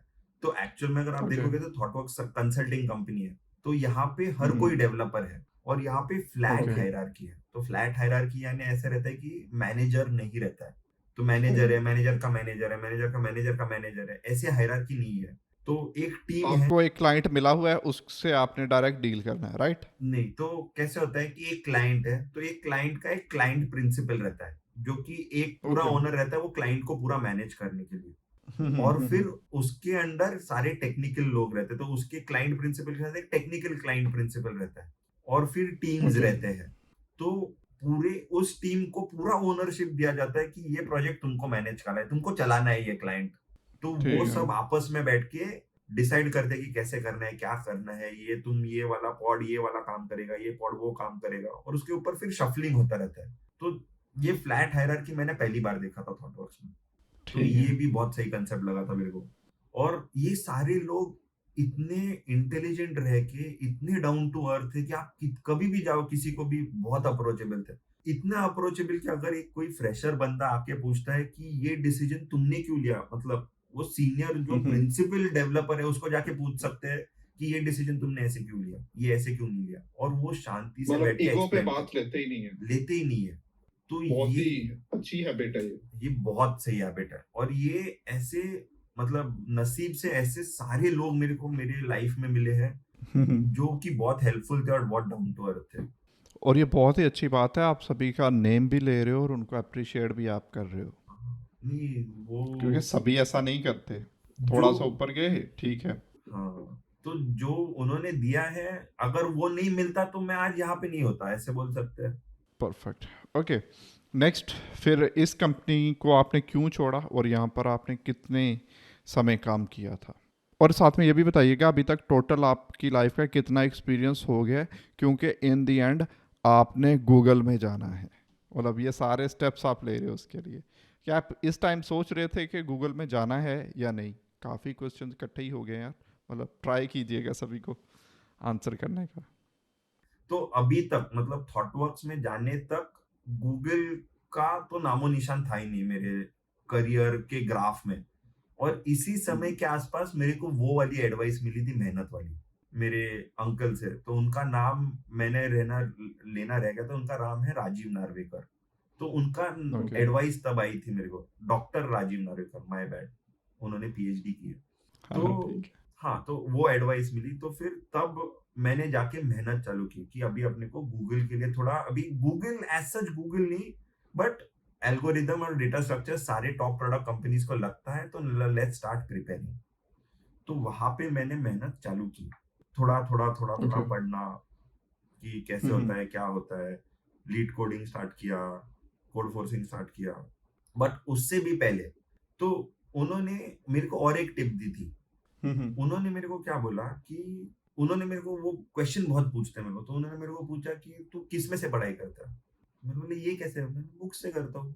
कौन सी बुक्स? तो मैंने बोला ओके। जो नॉर्मल छोटी बुक्स आती है अपनी टेक्स्ट बुक्स वाला। तो बोलते हैं यहीं पे तू गलत कर रहा है। ओके। तेरे को पढ़ना है, जब भी तू मेहनत करेगा, you need to make sure कि जो मोटे मोटे किताब आते हैं, रेफरेंस बुक्स जिसको कहते हैं, उसमें से पढ़ाई करनी है। तुमको डेप्थ जिसको में मोस्टली पढ़ाई लोग करनी नहीं पढ़ते। है। हाँ, जिसमें डेप्थ में पढ़ाई होती है। एक ही टॉपिक करो, हल्लू से करो, स्लोली करो, पर डेप्थ में करो। तो जब मैंने मेरी पढ़ाई शुरू की एल्गोरिदम और डेटा स्ट्रक्चर्स की, तो मैंने डायरेक्ट लीड कोडिंग नहीं चालू किया। तो मैं थोड़ा ओल्ड स्कूल चले गया। तो मैंने ले ली book introduction to algorithms by Cormen, जो कि इतनी मोटी बुक है। और और मोस्टली कॉलेजेस में रिकमेंड की जाती है। हाँ, और जो टॉप कॉलेज मतलब MIT अगर आप देखोगे, जो मैसेच्यूसेट्स है, उसमें तो सबसे पहली बुक ये दी जाती है। तो ये डिफरेंस है, राइट? वो बुक उन्होंने कब उठाई और मैंने कब उठाई पढ़ने के लिए। तो ये जो टाइम गैप है, राइट, ये एडवांटेज है जब आप बड़े कॉलेज या फिर रेप्यूटेड या फिर टॉप कॉलेजेस में जाते हो। ये जो एक्सपोजर है ना, ये एक्सपोजर नहीं होती है। परफेक्ट। तो मैंने बुक उठाई जब मेरा 5 साढ़े 5 साल इंडस्ट्री में हो चुके थे। और आपने डिफरेंस भी बता दिया कि रीज़न क्या था। होपफुली सभी इससे रिलेट, सभी तो नहीं बट आपको पता चल रहा होगा कि दो पाथ्स होते हैं, या हो सकता है सभी ह्यूमंस के डिफरेंट डिफरेंट पाथ होते हैं।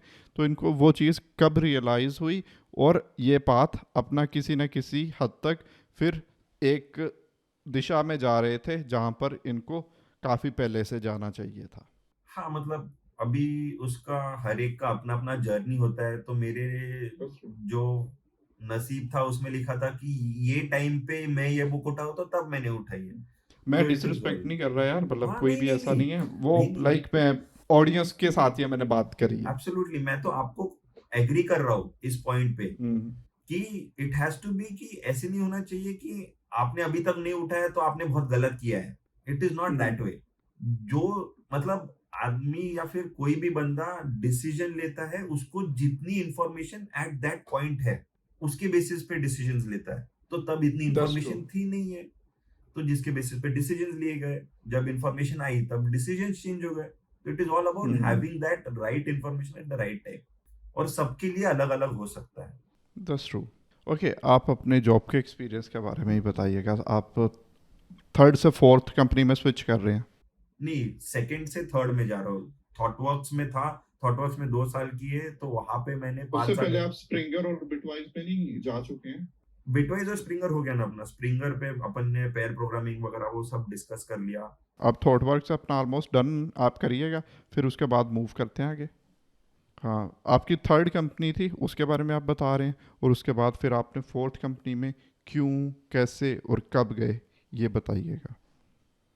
थर्ड कंपनी जब ज्वाइन की थॉटवर्क्स, तो 5 साढ़े 5 साल का एक्सपीरियंस हो गया था। और सिंस स्प्रिंगर में आके थॉटवर्क्स के बारे में पता चला था, उसके बारे में बहुत क्यूरियोसिटी जाग गई थी, तो फिर इसलिए वो स्विच तो लाजमी था कि वहां पे पढ़ के वहां पे जाना था। तो 5 साढ़े 5 साल पे थॉटवर्क्स में पहुंच गए। थोड़ा ये एडवाइस मिलने के बाद मेहनत चालू करनी, हल्लू हल्लू, इतने एकदम से धड़ाम से तो मेहनत नहीं होगी, तो हल्लू हल्लू स्लोली स्लोली जा रहे थे। फिर थॉटवर्क्स में भी बहुत सीखा। तो अभी थॉटवर्क्स में अलग ही पूरा टेक स्टैक, तो यहाँ पे प्रोग्रामिंग लैंग्वेज ही चेंज गई, तो कॉटलिन पे आ गए, तो कॉटलिन सीख रहे हैं। कोटलिन पे क्यों आए थे आप?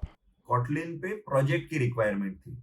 Okay, आप नेटिव ऐप बना रहे हो कोई, या कोई और काम कर रहे थे? नहीं, वेब सर्विस ही बना रहे थे हम लोग। तो वेब सर्विस ठीक स्प्रिंग है। बूट पे ही बना रहे थे, तो इसलिए कॉटलिन चूज कर लिया। तो अभी कैसे था वो टाइम पे, अगर आप देखोगे तो बहुत ट्रेंड चल रहा था फंक्शनल प्रोग्रामिंग और स्काला का।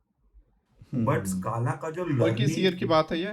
ये बात है 2018-19 की। ठीक है। तो फंक्शनल प्रोग्रामिंग मैंने सीख तो ली थी, क्योंकि मेरे को सीखना पड़ा, और जो मेरे मेंटर थे हम लोग ने साथ में मिलके सीखा थोड़ा। बट जो लर्निंग कर्व है फंक्शनल प्रोग्रामिंग का, वो बहुत ही ज्यादा है। स्काला सीखना, फंक्शनल प्रोग्रामिंग सीख के करना, वो बहुत ज्यादा है। तो इसलिए फिर अभी इंसान है तो इंसान बीच का रास्ता ढूंढ लेता है। तो जावा तो बहुत पॉपुलर है, बट जावा और स्काला के बीच में कुछ ऐसे इंटरमीडिएट स्टेप नहीं था। तो मेरे पर्सपेक्टिव से लोगों ने कॉटलिन बनाया to make that intermediate step. तो बहुत सारे लोगों को जावा से कॉटलिन मूव होना था। तो दैट इज व्हाई जो हमारे टेक्नोलॉजी प्रिंसिपल से उन्होंने जो प्रोजेक्ट था उसके लिए कॉटलिन सिलेक्ट किया था। ओके अभिषेक, आप गूगल में जॉब कर रहे हो, ठीक है, बट एक समय पे आपने भी जावा से कोटलिन में स्विच किया था, तो आपका वो एक्सपीरियंस कैसा था? मेरा experience should not be taken, मतलब उसको इतना इंपॉर्टेंस नहीं देना चाहिए, क्योंकि मैंने कॉटलिन स्काला के बाद सीखी है। हम्म। तो जो लोग जावा से कॉटलिन सीख रहे हैं उनका एक्सपीरियंस बहुत अलग होगा, और मैं जावा से स्काला जा चुका था, स्काला से एक स्टेप नीचे उतरना कॉटलिन मेरे लिए बहुत डिफिकल्ट नहीं था। परफेक्ट। तो that is why my opinion should not be considered जो लोग जावा से कॉटलिन स्विच करने का सोच रहे हैं, बिकॉज मेरा बहुत ही ठीक है। डिफरेंट ओपिनियन होगा। कुछ भी ओपिनियन तो दे सकते हैं आप, क्योंकि एक प्रोग्रामिंग लैंग्वेज से दूसरी प्रोग्रामिंग लैंग्वेज में आप जा रहे हो। तो मेरे को कुछ ज्यादा डिफिकल्टी नहीं हुई, क्योंकि मेरे को जो, अगर आप मेरे को पूछते कि जावा से स्काला जाने में क्या डिफिकल्टी हुई एक प्रोग्रामिंग लैंग्वेज से दूसरी, तो बहुत ज्यादा हुई। बट दूसरी से तीसरी नहीं हुई, क्योंकि यूज टू हो गए थे। ओके। जब पहले से दूसरी जा रहे थे, नया सिंटैक्स है, हर चीज नया है, और कंपनी में जो सीनियर लोग थे वो बोल रहे थे कि तुम टाइम लो, सीखो, प्रैक्टिस करो, और पेयर प्रोग्रामिंग था, तो मेरे को लर्निंग का उतना ज्यादा महसूस, इंटेंसिटी महसूस नहीं हुई। बट अगर कोई इंडिविजुअली कर रहा है तो उसको बहुत डिफिकल्ट जाएगा। बट आई वुड से मेरा रिकमेंडेशन रहेगा कि आपने करना चाहिए, क्योंकि देर एक टर्म है जो कि थॉटवर्क्स में बहुत यूज हो जाता है, क्योंकि लोग वहां पे बहुत फ्लेक्सिबल, उनको बहुत चीजें सीखनी है और ट्राई आउट करनी है।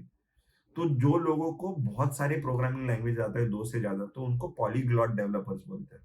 तो ओके। पॉलीग्लॉट मतलब जिनको बहुत सारे प्रोग्रामिंग लैंग्वेजेस आते हैं। और कंसल्टिंग वर्ल्ड का ये फायदा है कि अगर आपको, आपने एक प्रोजेक्ट पे एक डेढ़ साल काम कर लिया, तो आपको एक अपॉर्चुनिटी मिलती है कि एक डेढ़ साल के बाद तुम दूसरे प्रोजेक्ट पे चले जाओ। तो दूसरे प्रोजेक्ट पे पूरा टेक स्टैक अलग हो सकता है, काम अलग, क्लाइंट अलग, डोमेन अलग, पूरा सिचुएशन अलग, जो कि प्रोडक्ट बेस और सर्विस बेस में बहुत कम देखने मिलता है। अपॉर्चुनिटीज ऐसे स्विचेस के होते हैं, बट चांसेस बहुत कम हो जाते हैं। यहाँ पे तो कंपनी आपको बोल रही है कि तुम चेंज करो, सीखो, बहुत सारी चीजें ट्राई आउट करो, और कंपनी आपको चीज़ें सीखने में हेल्प आउट भी कर रही है। हेल्प आउट भी कर रही है। तो that is why consulting world, मतलब मेरा पर्सनल ओपिनियन रहेगा, तो सबने एक बार तो कंसल्टिंग कंपनी में काम करना चाहिए। ये एक्सपोजर मिलता है, क्लाइंट वाला जो एक्सपोजर, वो तो अलग लेवल बना है। परफेक्ट। प्रोडक्ट बेस में भी तो आप क्लाइंट के लिए काम ही कर रहे होते हो, इन द एंड यूज़र के लिए ही काम कर रहे होते हो, और सर्विस बेस में भी उसके लिए ही काम कर रहे होते हो, तो आप डिफ्रेंशिएट इनको कैसे करोगे? डिफरेंशिएट ऐसे करूंगा कि एक प्रोडक्ट ओनर रहता है, कि जो पूरे प्रोडक्ट हम्म। के छोटे मोटे डिसीजन से लेके बड़े से बड़े डिसीजन में इन्वॉल्व रहता है, और बहुत बड़ा से रहता है उसका। तो वो ठीक जो है। बंदा है, जब उसका कंपनी जैसे गूगल में है, तो वो भी गूगल में और मैं भी गूगल में हूँ, तो प्लानिंग वगैरह सिंपल होता है, बट इट इज लाइक यार घर का बंदा है। तो अगर कुछ ऊपर हम्म। नीचे हो जाता है, कुछ फट जाता है, कुछ मिस हो जाता है, तो वो जो तो ये संभाल फायरिंग लेगा। होता है ना, तो ये संभाल लिया जाता है। हम्म। बट अगर आप सोचो कि कोई बंदा आपको पैसे दे रहा है, और 1x डायरेक्ट। नहीं, 2x 3x 4x पैसे दे रहा है, जो काम वो अगर बाहर से करके लेगा तो 10 रुपए में होगा, यहाँ पे वो 30 40 रुपए दे रहा है, हम्म। और उसमें कुछ ऊपर नीचे होता है। तो there is, that is a very different set of conversation and setting.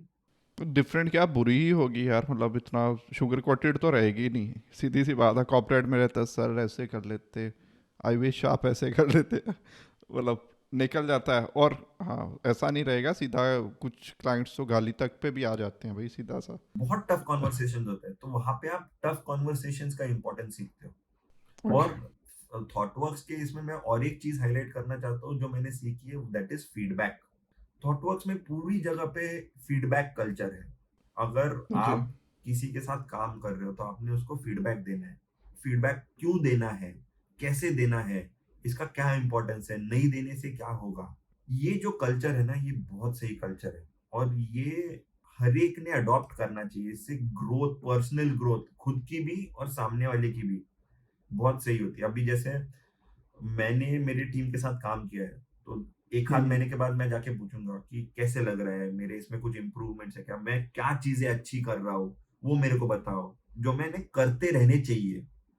ऐसी हम्म। क्या चीजें हैं जो मैंने स्टार्ट करना चाहिए करना, जो अभी अभी नहीं कर रहा हूँ, जिससे मेरा ग्रोथ होगा। मेरे एक टीम मेंबर थे जिनका थोड़ा communication up to the mark नहीं था, तो हम्म। मैंने उनको straightforward point blank feedback दे दिया कि अगर आप इस पे इम्प्रूव करोगे तो आपके लिए बहुत सही होगा। और उन्होंने वो हम्म। फीडबैक पॉजिटिवली लिया, उस पे काम किया, और उन्होंने उस पे वर्क करके डिलीवर भी किया। उन्होंने भी मेरे को फीडबैक दिया कुछ। तो ये जो कल्चर है ना, ये कल्चर सबने अडॉप्ट करना चाहिए, ऐसा मेरा पर्सनल ओपिनियन है। बहुत फायदे की चीज है। ठीक है। थॉट वर्क में आपका पैकेज कितना जा चुका था अभी तक? हाँ, तो अभी ये लास्ट पैकेज रहेगा जो मैं एक्सपोज करूंगा, उसके बाद I will not be able to tell the packages हाँ, का थिंग। नो प्रॉब्लम, आप हाँ, नहीं बताएं, आप रेंज बता सकते हैं। यस। तो तब मेरा पैकेज जा चुका था अराउंड 20 के आसपास, जब मैं थॉटवर्क्स छोड़ रहा था। ठीक है। और अभी तक आपको आईटी में आए हुए कितना टाइम हो गया है? अब जब मैंने मतलब आपका। थॉटवर्क्स छोड़ा तब मेरे को आईटी में आए हुए 7 साल हो गए थे। ठीक है। देन नेक्स्ट कंपनी में मूव करते हैं हम। यहाँ पर कोई ऐसी चीज़ तो नहीं रहेगी जो कि आपने डिस्कस ना की हो अब थॉट वर्क्स के बारे में? नहीं, थॉटवर्क्स का तो मैंने सारा चीज एक्सक्यूज मी बोल दिया। बट यहाँ पे एक चीज जो पैरेलल में चल रही थी वो तो प्रेप, प्रोडक्ट बेस्ड कंपनीज का एल्गोरिदम और डेटा स्ट्रक्चर्स का प्रेप। तो अगर आप देखेंगे तो एल्गोरिदम और डेटा स्ट्रक्चर मैंने 5 साढ़े 5 साल के बाद स्टार्ट किया, तो मतलब 5 साल का गैप हो गया बिटवीन इंजीनियरिंग और ये। और उसके बाद मैंने प्रोडक्ट बेस्ड कंपनीज में अप्लाई करना चालू किया। प्रोडक्ट बेस्ड कंपनीज में बाकी आपका एक्सपीरियंस वो मैटर नहीं किया क्या, या खाली डीएस से बेस्ड ही था? तो जितना मैंने देने का मतलब जहाँ पे टारगेट किया था, फिर एटलीस्ट जो टॉप कंपनीज है, फैंग, गमैम, जो भी अपन एक्रोनिम यूज करेंगे, वहां पे तो सिस्टम डिजाइन और एल्गोरिदम और डेटा स्ट्रक्चर्स ही लगता है। तो जो ये ठीक है। 5 साढ़े 5 साल 7 साल का एक्सपीरियंस था, वो दैट वाज ऑलमोस्ट जीरो, क्योंकि वो डोमेन नॉलेज है और जो प्रोग्रामिंग हम्म। प्रिंसिपल्स है वो थोड़े बहुत काम में आए। जैसे क्लीन कोडिंग या फिर कैसे कोड लिखना है, स्ट्रक्चर कैसे करना है, वो काम में आया मेरे को गूगल के इंटरव्यू में। तो एल्गोरिदम और डेटा स्ट्रक्चर्स पूछते हैं, ये इंपॉर्टेंट मतलब यूज होता है बट फुल्ली यूज नहीं होता है। ठीक है। तो एल्गोरिदम और डेटा प्रोडक्ट बेस्ड कंपनीज में मेन जो चीज़ें हैं वो आप बोल रहे हो तीन ही चीज़ें हैं, ठीक है? System architecture, data structure and algorithms. Algorithm और डेटा स्ट्रक्चर, ये इसके अराउंड ही मोस्टली होता है। अगर ठीक आपने है। ये मास्टर कर लिया तो देन आप टॉप प्रोडक्ट कंपनीज को टारगेट कर सकते हो। ठीक है। ठीक है, तो मेरा प्रेप तो चल ही रहा था, तो मेरा प्रेप चालू किया मैंने मोटी किताब से, स्लोली स्लोली। और फिर मैंने मोटी लीड किताब कोडिंग। का नेम एक बार फिर से लो। हाँ, तो मोटी किताब का नाम है Introduction to algorithms by Corman.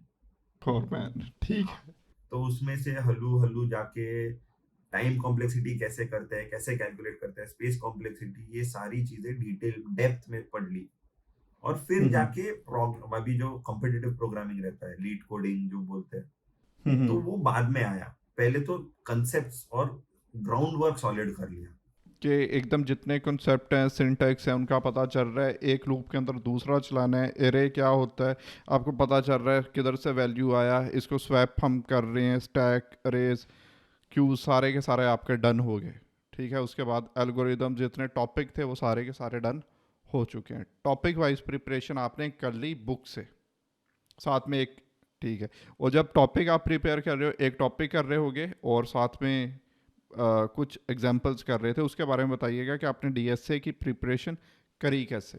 एक तो कॉरमैन की बुक होगी, उससे नेक्स्ट कंटिन्यू करिएगा। हाँ, तो अभी कॉर्मेन के बुक से सारी चीजें नहीं होती है, तो एल्गोरिदम्स और कॉम्पिटिटिव प्रोग्रामिंग नहीं होता है। उसमें क्या होता है कि हम्म। आपके बेसिक्स क्लियर होते हैं। तो आपको जब टॉप कंपनीज का क्लियर करना है, तो उसके साथ आपको बहुत सारी चीजें करनी है। जैसे आपको बहुत सारे प्रॉब्लम सॉल्व करने हैं, टाइम में करना है, फास्ट फास्ट करना है, क्वेश्चंस पूछने हैं, ये सारे। तो वो वाला जो प्रेप है ना, वो एंड में आया। और वो हम्म। मोस्टली ट्रिगर हुआ गूगल के कॉल से। तो मेरे को गूगल का कॉल आया वाया लिंक्डइन।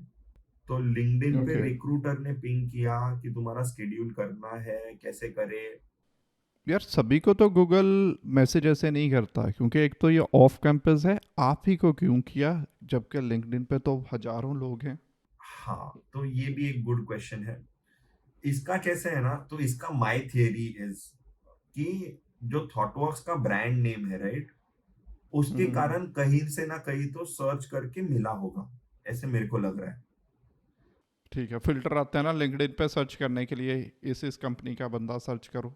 करेक्ट। ठीक तो है। जैसे आईआईटी इज अ ठप्पा, वैसे थॉटवर्क्स भी एक ठप्पा था, ठप्पा, जिसके ठीक है। कारण आ गया रहेगा इज माई व्हाट माई, क्योंकि मेरे साथ जो थॉटवर्क्स के मेरे दोस्त थे उनको भी आ गया था। तो उधर से फिर कोर इंटेंसली मेरा गूगल स्पेसिफिक प्रेप चालू हो गया। ठीक है। तो अभी गूगल के प्रेप पे जाने से पहले मैं ये थॉटवर्क्स और फिर इसका किस्सा खत्म करके फिर अपन प्रेप पे जाते हैं कि हाँ, उसमें श्योर कैसे। Sure sure sure. तो थॉटवर्क्स का जो था, तो मेरा स्विच का डिसीजन हो गया था, क्योंकि मेरे हिसाब से कुछ मैनेजमेंट की जो चेंजेस थे जो मेरे को खुद को पसंद नहीं आ रहे थे, और कुछ डिसीजंस थे जिनके कारण मैंने डिसाइड कर लिया था कि अभी स्विच करना है। और बाय चांस उसी टाइम गूगल का भी कॉल आया और मेरा प्रेप जोर से चालू हो गया। तो उसमें मेरा एक एडवांटेज क्या हो गया कि मेरे को एक कंपनी का ऑफर आ गया था विच वॉज क्रेडिट स्विस, जो कि मेरे को बहुत मतलब नोटिस पीरियड के एकदम एंड में आ गया था। और क्रेडिट स्विस का पॉलिसी है कि they do a extensive background verification 40 से 45 दिन का, क्योंकि बैंकिंग क्लाइंट है तो उनका बहुत स्ट्रिक्ट Okay. बैकग्राउंड वेरिफिकेशन होता है। तो कि बंदा फ्रॉड तो नहीं करता, एथिकली या मॉरली करप्ट बंदा तो नहीं है ये सारी चीज। ये नहीं, उससे भी ज्यादा जो आप डॉक्यूमेंट सबमिट कर रहे हो वो वैलिड है क्या नहीं है। तो मेरे जो कॉलेज थे, तो कॉलेज में भी उनका वेरिफिकेशन का बंदा पहुंच चुका था ये देखने के लिए कि ये सच में पढ़ रहा था यहाँ पे, वहां से डॉक्यूमेंट्स कलेक्ट किए। तो वहां पे प्रोसेस बहुत लंबा होता है।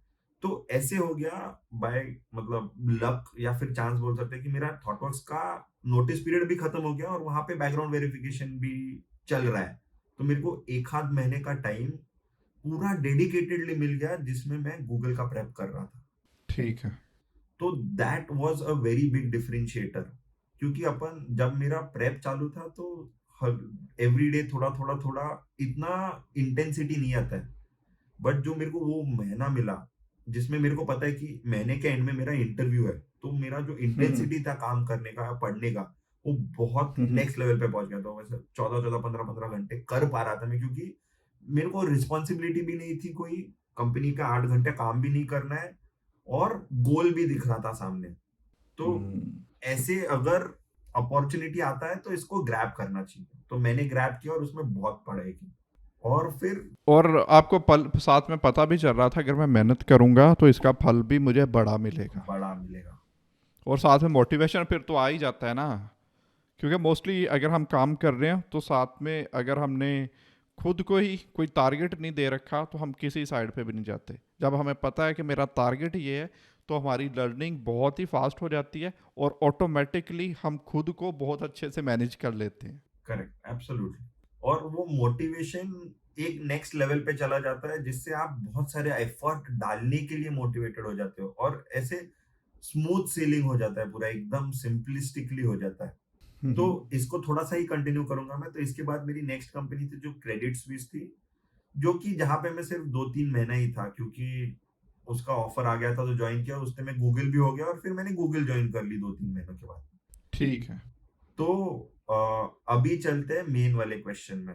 ओके, आप क्रेडिट स्विच की एक बात कर रहे थे, 2-3 मंथ ही अगर आपने वहाँ पर काम किया तो पैरेलली आप दूसरे इंटरव्यूज भी वहाँ पर दे रहे थे, तो ऐसा क्या हुआ कि गूगल का ऑफर लेटर थोड़ा सा डिले हो गया?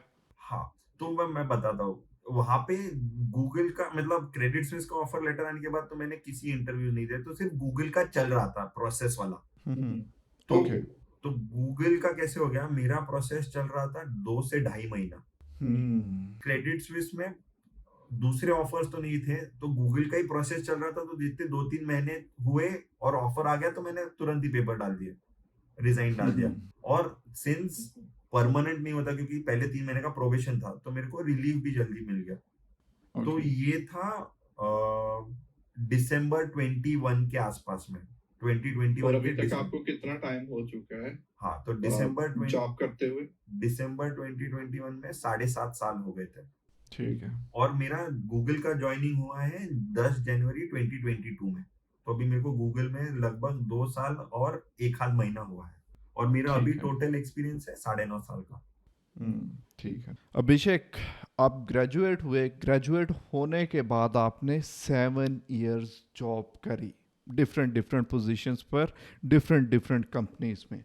उसके बाद आप जाते हो गूगल में, तो आप बताइएगा कि इतने समय के बाद आपने गूगल को क्यों अप्रोच किया, और दूसरे नंबर पे जो सबसे इम्पोर्टेंट चीज़ आप बताएंगे, आपने गूगल के लिए प्रिपरेशन कैसे करी?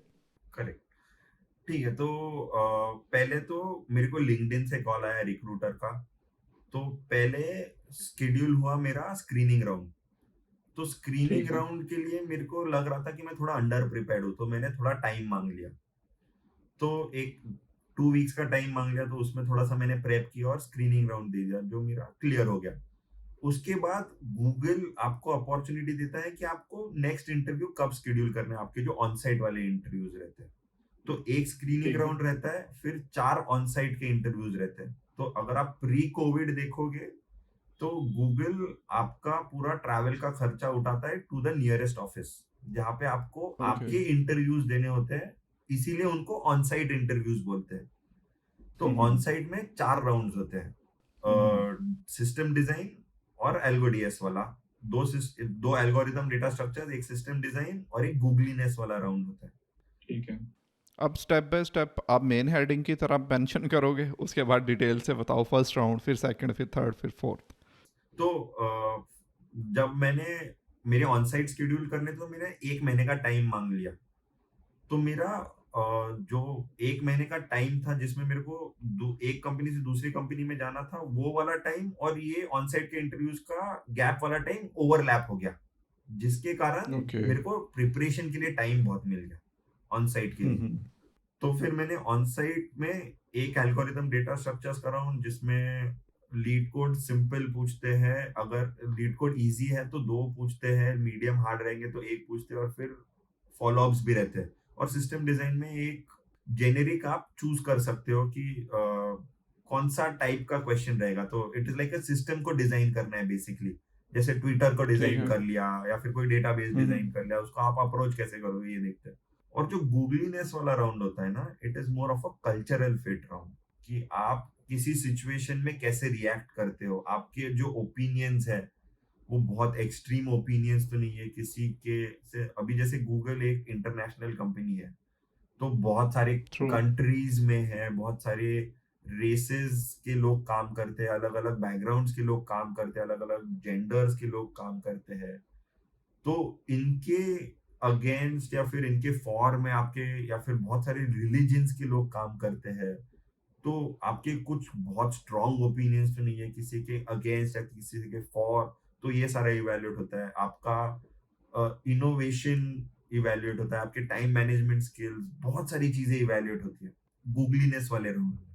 ठीक है, वहाँ पर कल्चरल फिट के बारे में जान लेते हैं कि बंदा यहाँ पर आएगा, क्योंकि इन फ्यूचर हो सकता है आप गूगल में जा रहे हो एक कंट्री से दूसरे कंट्री, ऑफिस में भी तो आप अपने काम के लिए जा सकते हो, आप यूरोप जा सकते हो, यूएस जा सकते हो। तो मेक श्योर करते हैं ये बंदा, अगर बेंगलोर में आ रहा है ये बंदा, तो उसके बाद ये जाएगा वर्ल्ड वाइड जा सकता है। ठीक है, तो मेक श्योर वो करते हैं कि बंदा ये किसी जगह पर भी जा रहा है तो वहाँ पर ये कल्चरल फिट होना चाहिए, ना कि पर्टिकुलर एक ऑफिस के लिए। करेक्ट। और गूगल में आने का ये पर्क, एडिशनल पर्क है कि आप थोड़े टाइम के बाद आप हम्म। गूगल के किसी भी ऑफिस के किसी भी प्रोजेक्ट में आप स्विच कर सकते हो, हम्म। एज लॉन्ग एज जो हायरिंग मैनेजर है, जो रिक्वायरमेंट्स है और जो एचआर और जो फॉर्मेलिटीज है वो पूरा मैच करती है। But hmm. There is an option, opportunity available है एट योर डिस्पोजल। ठीक है। इसीलिए गूगल बहुत सारा प्रिकॉशनरी स्टेप्स लेता है कि उनके कल्चर में कहीं भी ऐसे ना हो कि कोई एक ऐसा, जैसे एक हिंदी में एक कहावत है कि एक मिसफिट। मिसफिट की जगह पे एक खराब सेब पूरे बास्केट को हाँ। गंदा कर सकता है। तो एक खराब खरबूजा, राइट। खरबूजा, सेब, अंडा, कुछ भी, कुछ कोई भी, भी हाँ फल, हाँ हाँ। हाँ। तो हाँ, एक मछली पूरे तालाब को गंदा करती है। हाँ, ऐसे बोल सकते हैं, राइट। तो ये ना हो, इसके प्रिकॉशंस लिए जाते हैं। और प्लस आपके बाकी के स्किल्स भी इवैल्यूएट होते हैं कि आप एज ए इंडिविजुअल कैसे हो, आप सोच पा रहे हो क्या, क्रिटिकल थिंकिंग कैसी है आपकी, आप फीडबैक अच्छे से ले पाओगे नहीं ले पाओगे, टीम में काम कर पाओगे, इंडिविजुअली कैसे काम करते हो। तो ये बहुत सारी चीजें इवैल्यूएट होती है। ठीक है।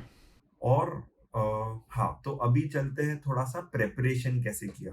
हाँ, अभिषेक, 7 ईयर आपका एक्सपीरियंस हो चुका है आईटी में, उसके बाद आप गूगल में गए हो, ठीक है, तो जितने भी लोग अभी हमें देख रहे हैं, जो हो सकता है 5 साल कॉर्पोरेट में काम कर रहे हैं, अब वो सोच रहे होंगे कि अब क्या ही गूगल में जाएं, बट अभिषेक गूगल में गए हैं इतने समय के बाद भी। तो अब अभिषेक हमें बताएंगे कि इन्होंने गूगल के लिए इस टाइम पर कैसे प्रिपेयर किया था। यस, ठीक।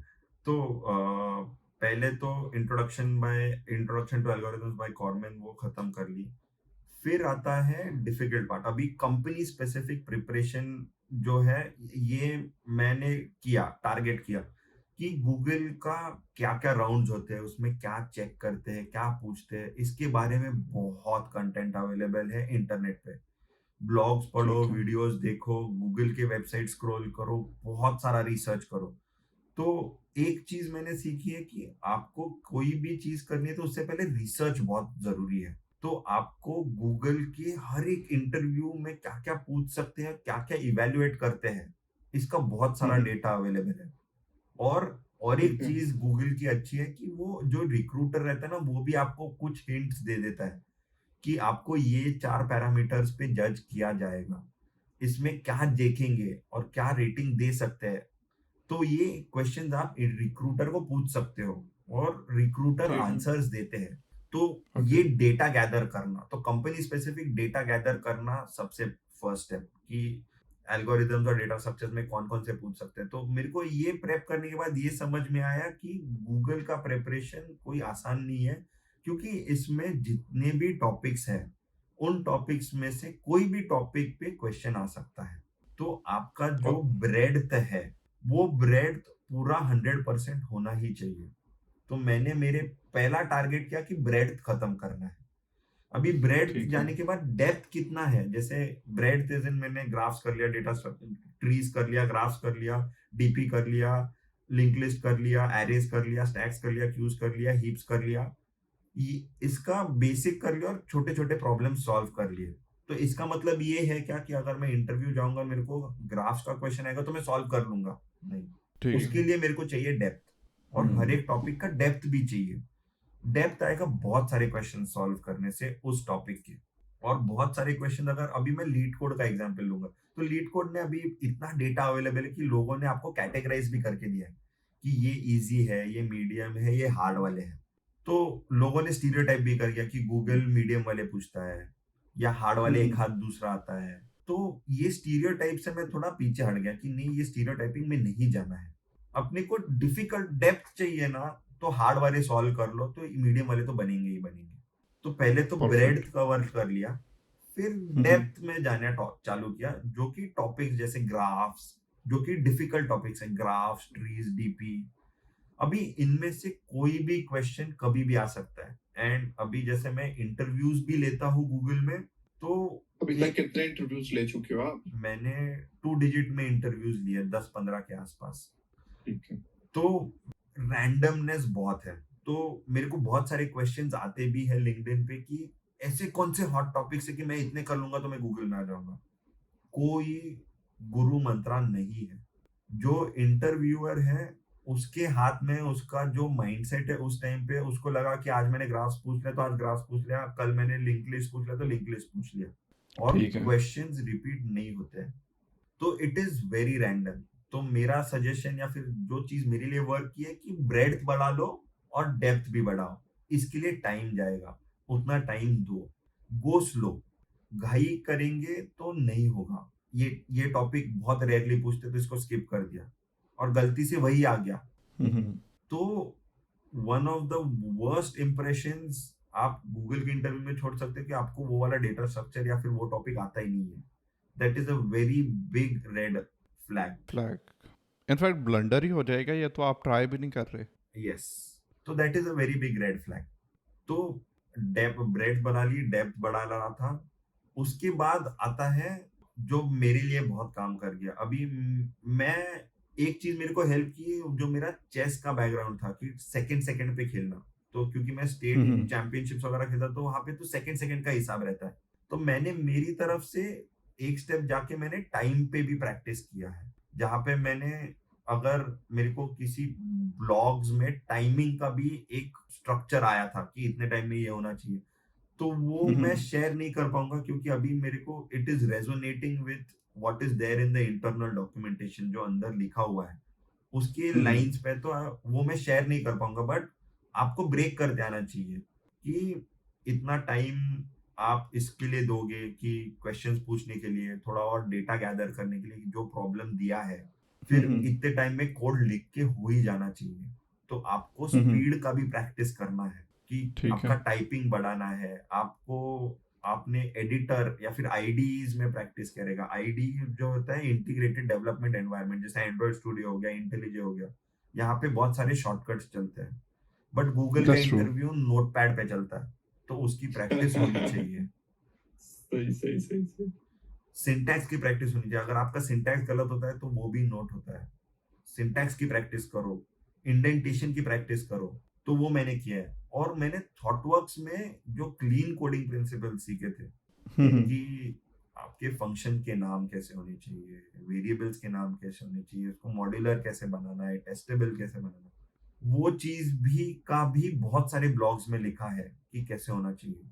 तो ब्लॉग्स पढ़ो, बहुत सारा डेटा इकट्ठा करो। तो उसमें मेरे को पता चला कि क्लीन कोडिंग करना है, उसका भी प्रैक्टिस किया। ये भी टाइम के साथ, मतलब घड़ी में जो भी टाइम लगाया है उसका रिवर्स काउंटर चालू कर दिया और यहाँ पे प्रॉब्लम नया ले लिया, लीड कोड सॉल्व किया। हो रहा है टाइम में, ठीक। हो रहा है नहीं हो रहा है। ये टिप मेरे को बहुत काम की है, जिसके कारण मेरा जो इंटरव्यू में नर्वसनेस था, नर्वसनेस तो रहता ही है, बट इसके कारण मेरे को थोड़ा सा टाइम था, टाइम चल रहा है तो मेरे को पता था कि इतने में होना चाहिए था, और प्रिपरेशन तो था ही, तो ठीक जिसके है। कारण थोड़ा स्मूथ सेलिंग हो गया। Perfect perfect. और प्लस ब्लॉग्स में से हर एक बंदा, कोई भी आपको डायरेक्टली चेकलिस्ट नहीं देगा। तो देर इज अ चेकलिस्ट। कोई भी काम का एंड गोल अगर आप डिफाइन करोगे तो and goal is always a checklist. आपको वो चेकलिस्ट ढूंढ के बनानी पड़ेगी, पढ़ पढ़ के। और ऐसे नहीं होगा कि किसी ने डायरेक्टली चेकलिस्ट डाल दी है, हर एक ने उस चेकलिस्ट का एक एक व्यू डाला रहेगा। तो वो आपको पढ़ जो के, उसके लिए वर्क किया। हाँ, जो उसके लिए वर्क है, तो आपको उनमें से पढ़ के इसके लिए ये किया, तो आपको वो पिक्चर, जिक्सॉ जो पजल है, वो आपको खुद को सॉल्व करना है। परफेक्ट। अगर वो बना लिया और उसके हिसाब से प्रिपरेशन किया तो बहुत सारी चीजें आसान होती है। बट अगर वो नहीं और करोगे और रैंडमली करोगे तो बहुत मुश्किल जाएगा। और गूगल में जो आपने रोड मैप दिया काफ़ी डिटेल्ड, इन डेप्थ, और मतलब बहुत ही डिटेलिंग हो गया है। अगर आप इसको भी अच्छे से फॉलो कर लेते हो और ट्राई करते हो गूगल को रीच आउट करने के लिए, तो काफ़ी हाई पॉसिबिलिटी है, ये ज़्यादा चांसेस हैं कि आप गूगल को क्रैक कर सकोगे। अभिषेक, आपकी स्टोरी बहुत ही इंस्पायरिंग है। आपने एक बहुत ही सॉलिड रोड मैप दिया है गूगल में जाने के लिए। तो दिल तो कर रहा है आपसे बातें करता ही जाऊं मैं, बट 2-3 क्वेश्चंस हैं अब, और उसके बाद हम पॉडकास्ट को एंड कर रहे होंगे। तो अभी गूगल में 2 इयर्स आपको हो गए हैं। गूगल की अपनी जर्नी के बारे में बताइएगा कि गूगल में आपके क्या रोल्स एंड रिस्पॉन्सिबिलिटीज़ हैं, और ये 2 इयर्स आपके गूगल में कैसे गुजरे हैं। इस क्वेश्चन का जो मेन मोटिव है वो ये है कि काफ़ी लोग जो गूगल से बाहर हैं, जो कि गूगल में आना चाह रहे हैं, उनको पता चल जाए कि अगर कोई बंदा 2 ईयर तक गूगल में काम कर लेता है तो करियर के किस लेवल पे पहुंच जाता है। अच्छा, इनिशियली जब मैं गूगल में ज्वाइन हुआ था तब मेरा वर्क स्पेस का टीम था। तो वर्क स्पेस में जो मोनेटाइजेशन इंजन है, जो कि डिसाइड करता है कि कौन से कस्टमर को कितना बिल जाएगा, ठीक डिस्काउंट्स है। और ऑफर्स और ये सारा लगा के what is the final bill. अभी जैसे एक कस्टमर ने 4 दिन ही यूज किया तो उसको 4 दिन के ही पैसे लगने चाहिए, पे एज यू गो वाली मॉडल में। या फिर किसी ने ठीक है। कमिटमेंट वाला मॉडल लिया है जिसमें 2 साल का कमिटमेंट लिया है, तो उसको कैसे बिलिंग होगा। फिर जो बिलिंग वन टाइम होता है उसको अमोर्टाइज करके पूरे साल भर में कैसे रेवेन्यू में दिखाए। ये जो सारा मोनेटाइजेशन वाला जो पार्ट था, उसका जो इंजन लिखा था उस पर मैं काम कर रहा था। तो हमारे टीम में तो बहुत ही बढ़िया टीम थी, 81 लोग थे, और सारे के सारे बहुत ही होशियार लोग थे। तो अभी जब मैं, अगर आप देखोगे तो मैंने स्टार्टिंग में बोला था कि मैं एवरेज था कॉलेज टाइम पे। बट जैसे ठीक है। जैसे जर्नी जाती गई, जैसे जैसे एक्सपीरियंस आता गया, सीखता गया, मेहनत करता गया, और राइट ट्रैक पे अपने करियर को लेके गया, तो जिसके कारण अभी मैं यहाँ पे हूँ। तो अभी क्या मैं एवरेज हूँ? नहीं, तो अभी मैं एवरेज नहीं हूँ, क्योंकि इतने एक्सपीरियंस के बाद और अच्छे लोगों के साथ काम करने के बाद, तो बोलते हैं ना कि आपने हमेशा जो अपने से ज़्यादा इंटेलिजेंट जो लोग हैं, जो आपकी संगत है, उसका बहुत हम्म इम्पैक्ट होता है। तो मेरे साथ भी सेम हुआ है। तो अभी मैं जो टॉप लोग हैं, जो क्योंकि जो गूगल बोलता है कि वी रिक्रूट द स्मार्टेस्ट लोग, तो जो हम्म स्मार्टेस्ट का जो डेफिनेशन है, उसमें अभी आ चुका हूँ। बट उसके लिए मेहनत तो लगी है। तो इट टेक्स टाइम। सबका ग्रोथ चार्ट, सबका जर्नी, सबका पाथ बहुत अलग रहता है। तो you have to justify the smartest tag, और ये जो टैग है ये जस्टिफाई होता है गूगल में। जो लोगों के साथ आप काम कर रहे हो, उनका थॉट प्रोसेस किस लेवल पे जाके सोचते हैं, किस डेप्थ में जाके सोचते हैं, इससे हम्म आप भी बहुत कुछ सीखते हैं। जिस कम्युनिकेशन करने का तरीका, जो जो लोग हैं, जो प्रोडक्ट मैनेजर्स हैं, वो किस लेवल पे जाते हैं, कस्टमर, यूजर यूजर के बारे में कितना सोचा जाता है। अभी गूगल तो इंटरनेशनल कंपनी है, तो एक सारे यस देशों में प्रेजेंट है। तो आप कोई भी प्रॉब्लम, जब let's say non Google organisation, जैसे मेरे प्रीवियस ऑर्गेनाइजेशन जो इंडिया को केटर कर रहे हैं या फिर किसी स्पेसिफिक रीजन को केटर कर रहे हैं, तो जो आपकी थॉट प्रोसेस रहती है ना, वो इतनी लिमिटेड हो जाती है कि आप सिर्फ इंडिया के लिए सोच रहे हैं या फिर किसी स्पेसिफिक रीजन के लिए सोच रहे हैं। बट जब आप गूगल में काम कर रहे हैं, तो you are solving a Google scale problem. तो this is a very common term कि गूगल स्केल का problem. What is Google scale? Google scale is जितने भी देश है उनके लिए सॉल्व कर रहे हैं, उनके यूजर्स के लिए, उनके अलग अलग बैकग्राउंड्स के लिए, उनके एथनिसिटी के लिए, रेसेस के लिए, उनके लैंग्वेजेस के लिए। इतने सारा यूजर ग्रुप है।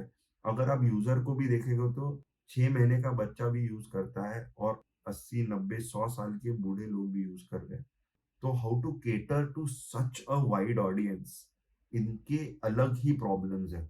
और जब आप स्केल का बात कर रहे हो, तो स्केल का I will give you one corollary जो मेरे को खुद आई कैन रिलेट टू, कि कौन से और कितना डिफरेंस है जब आप गूगल में काम कर रहे हो। तो जो मैंने पहले जो प्रोडक्ट्स वगैरह बनाए हैं, उन पे लोड कितना आता है। Let's take a load factor, कि लोड यानी कि कितने लोग यूज करते हैं। क्यूपीएस क्या है?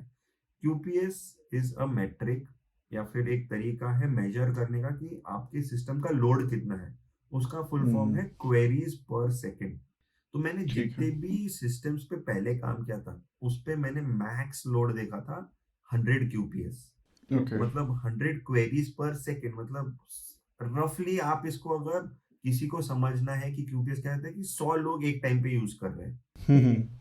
वही जब मैं गूगल में आया, और गूगल में मैंने देखा जो मेरा फर्स्ट प्रोडक्ट था, उस पे जो लगातार क्यूपीएस आ रहा था, वो था 7500 क्यूपीएस।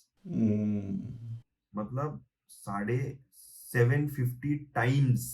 या 750 75। 50% राइट हाँ, 750 टाइम्स बेसिकली।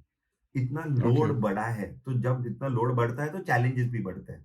तो ये तो पुरानी टीम का, तो मैंने जैसे बोला कि कुछ टाइम के बाद आप टीम स्विच कर सकते हो। तो मैंने टीम स्विच भी की है। तो मैं पहले बैंगलोर में था, अब मैं पुणे में हूँ। तो अभी जो टीम है जिसपे मैं काम कर रहा हूँ, वहां पे जो एवरेज दिन भर का लोड है, दैट इज 40,000 क्यूपीएस।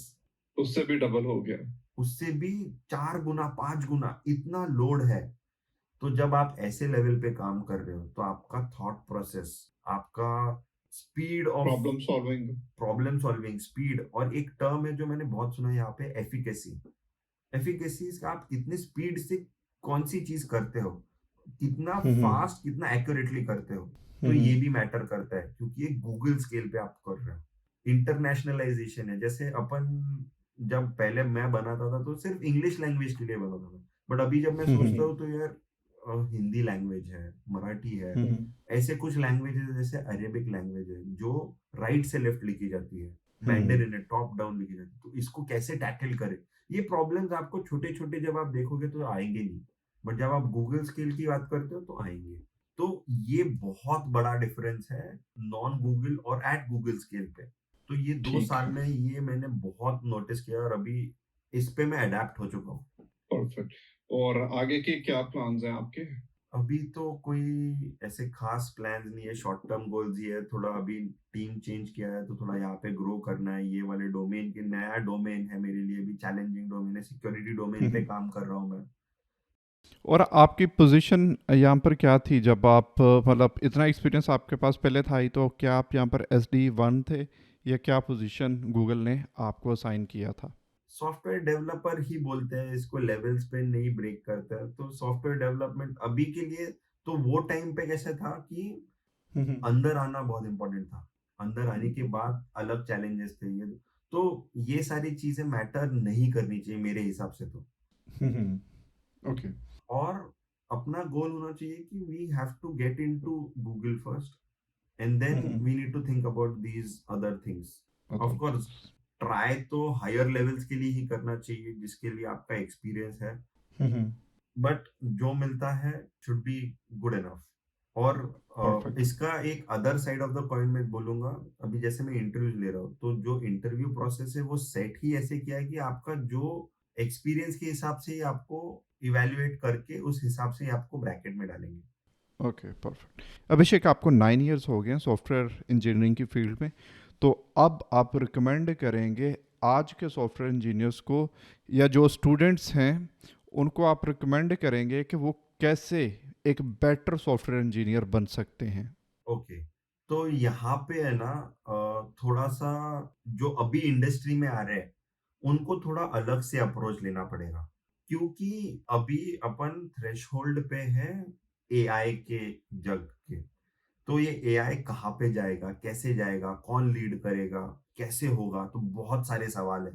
इसके जवाब डायरेक्टली किसी के पास अभी नहीं है, या फिर अगर कोई क्लेम कर रहा है तो बहुत ही जल्दी या फिर अर्ली स्टेज पे है कि ये कैसे इवॉल्व होगा। तो इसके लिए आपको थोड़ा रुकना पड़ेगा। बट इन जनरल जो सॉफ्टवेयर इंजीनियर, क्योंकि सॉफ्टवेयर इंजीनियर्स का रोल और डेफिनेशन भी बहुत चेंज होने वाला है बिकॉज ऑफ एआई। अभी एआई मॉडल्स कोड लिख पा रहे हैं, तो हम्म। जो आपका बॉयलर प्लेट काम था, कोड लिखना है, कैसे मेंटेन करना है, तो वो बहुत सारा एआई कर रहा है। तो अभी अगर मैं आपको सजेशन दूंगा कि कोड कैसे लिखना है, तो वो कितना वैलिड स्टैंड करेगा, इस पे ही क्वेश्चन मार्क है।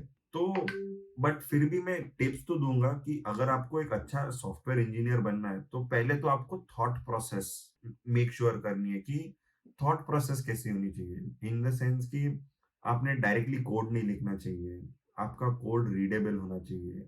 अभी हम लोग इतने सॉफ्टवेयर इंजीनियर थे तो हम ऐसे एक कम्युनिटी पकड़ के चलते हैं, तो आपने जो कोड लिखा है वो कोई और मेंटेन करने वाला है, और किसी और ने लिखा हुआ कोड आपको मेंटेन करना पड़ेगा।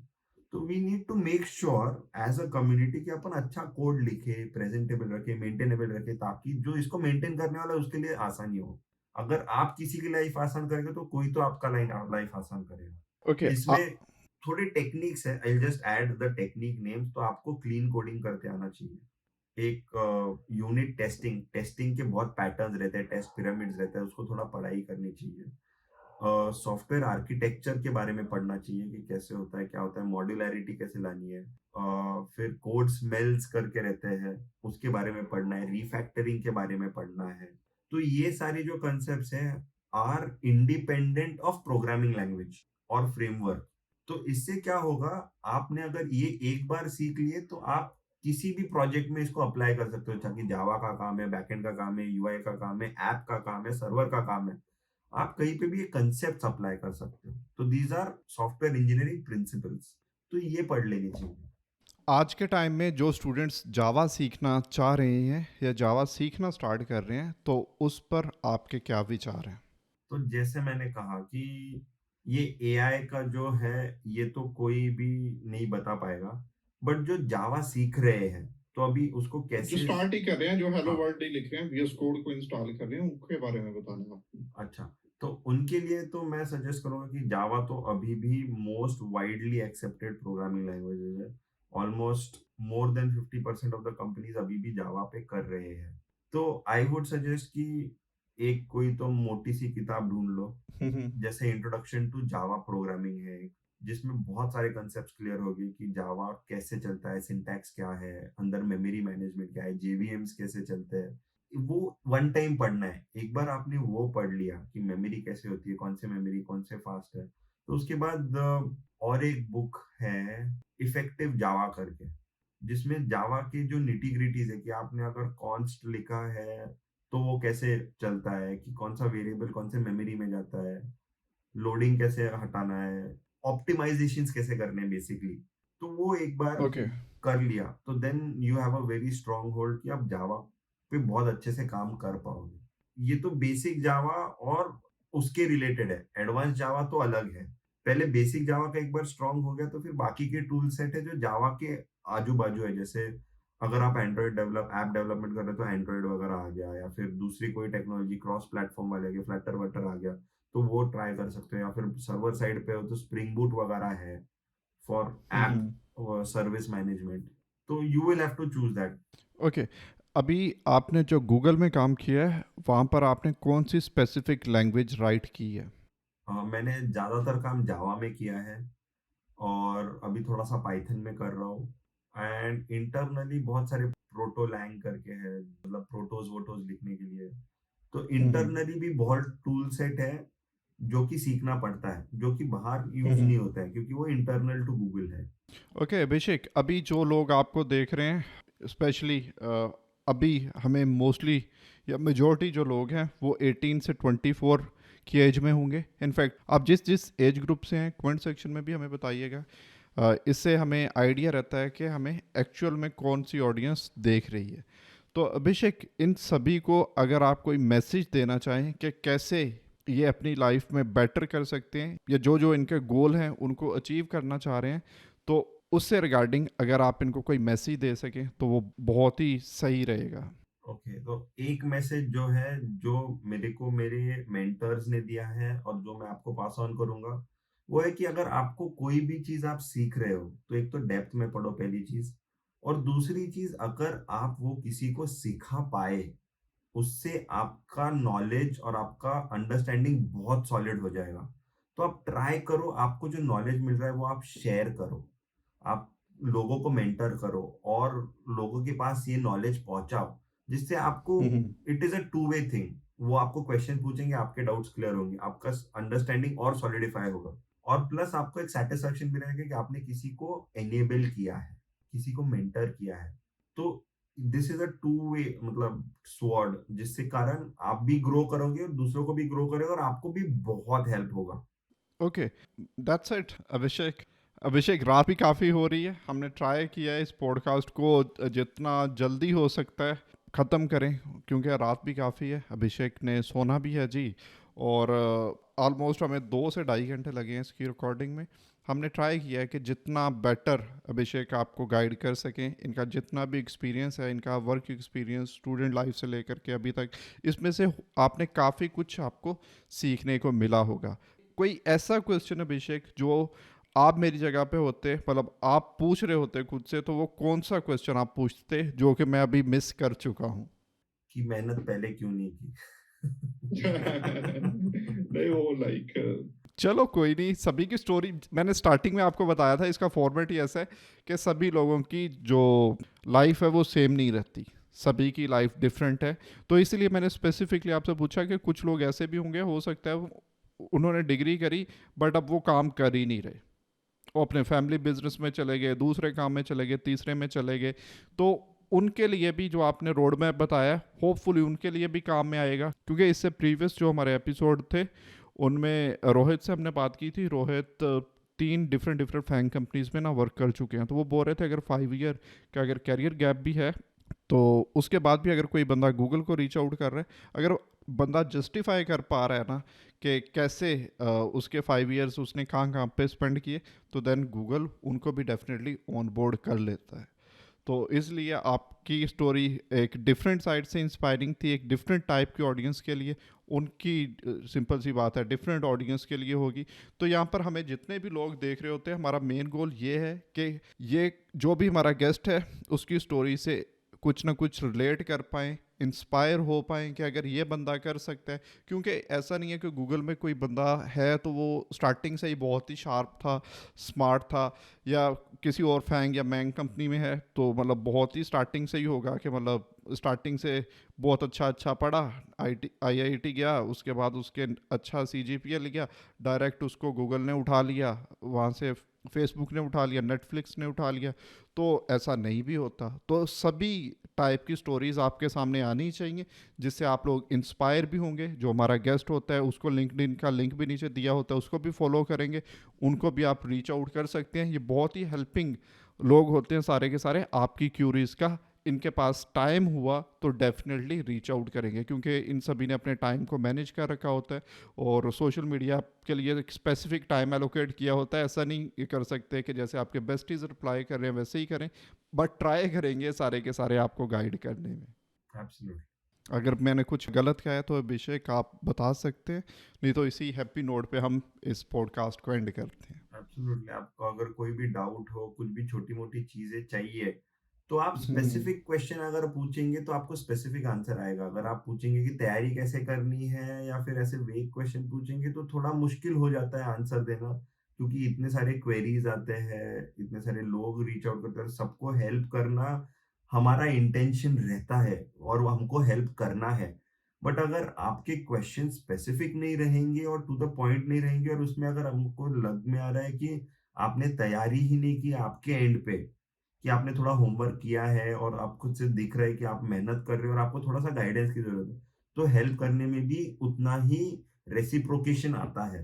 बट अगर आपको ऐसे लगता है कि हमने स्पून फीडिंग करना है तो वो नहीं होगा। That's true. अगर कोई स्पून फीड कर भी रहा है तो वो कहाँ तक आपको लेकर के चलेगा, क्योंकि अगर आपको इंटरव्यू की कॉल भी आ गई तो वहाँ पर भी आपको चाहिए यार ये कैसे होगा, ये कैसे होगा, थोड़ा सा मैं पूछ लेता हूँ उसके बारे में। तो आई फील लाइक ये एक पर्सनैलिटी में भी हमारे नेगेटिव चीज़ होती है, जो कि हम टाइम के साथ साथ ही सीखते हैं। और फिक्र नहीं करो, किसी न किसी दिन आप लोग भी ये सीख लोगे, बट ट्राई कीजिएगा कि आपको उसकी कीमत ना चुकानी पड़े। सिंपल आपको बताया गया है उसी को मान के कर लें तो बहुत ही सही रहेगा। ओके अभिषेक, आपसे बात करके बहुत बढ़िया लगा। ये अपना पॉडकास्ट बहुत ही इंटरेस्टिंग था और आपने काफ़ी वैल्यूएबल इंसाइट्स दिए जो कि मेरे लिए भी न्यू थे, हमारी ऑडियंस के लिए भी न्यू थे। And thank you so much, आपने हमें ज्वाइन किया। और that's it from this podcast. Thank you for inviting me और मुझे मौका दिया आप सबसे बात करने का और आप सबके साथ मेरी स्टोरी शेयर करके। होपफुली मैं किसी एक दो लोगों को इंस्पायर कर पाया, उतना भी अगर एक आध लोग को भी इंस्पायर कर पाया तो वो भी मेरे लिए बहुत बड़ा विन है। Okay, thank you so much everyone. And अपना ख्याल रखिए, दिग्गज फाई का ख्याल रखिए और देखते रहिए नी ट्रूथ्स।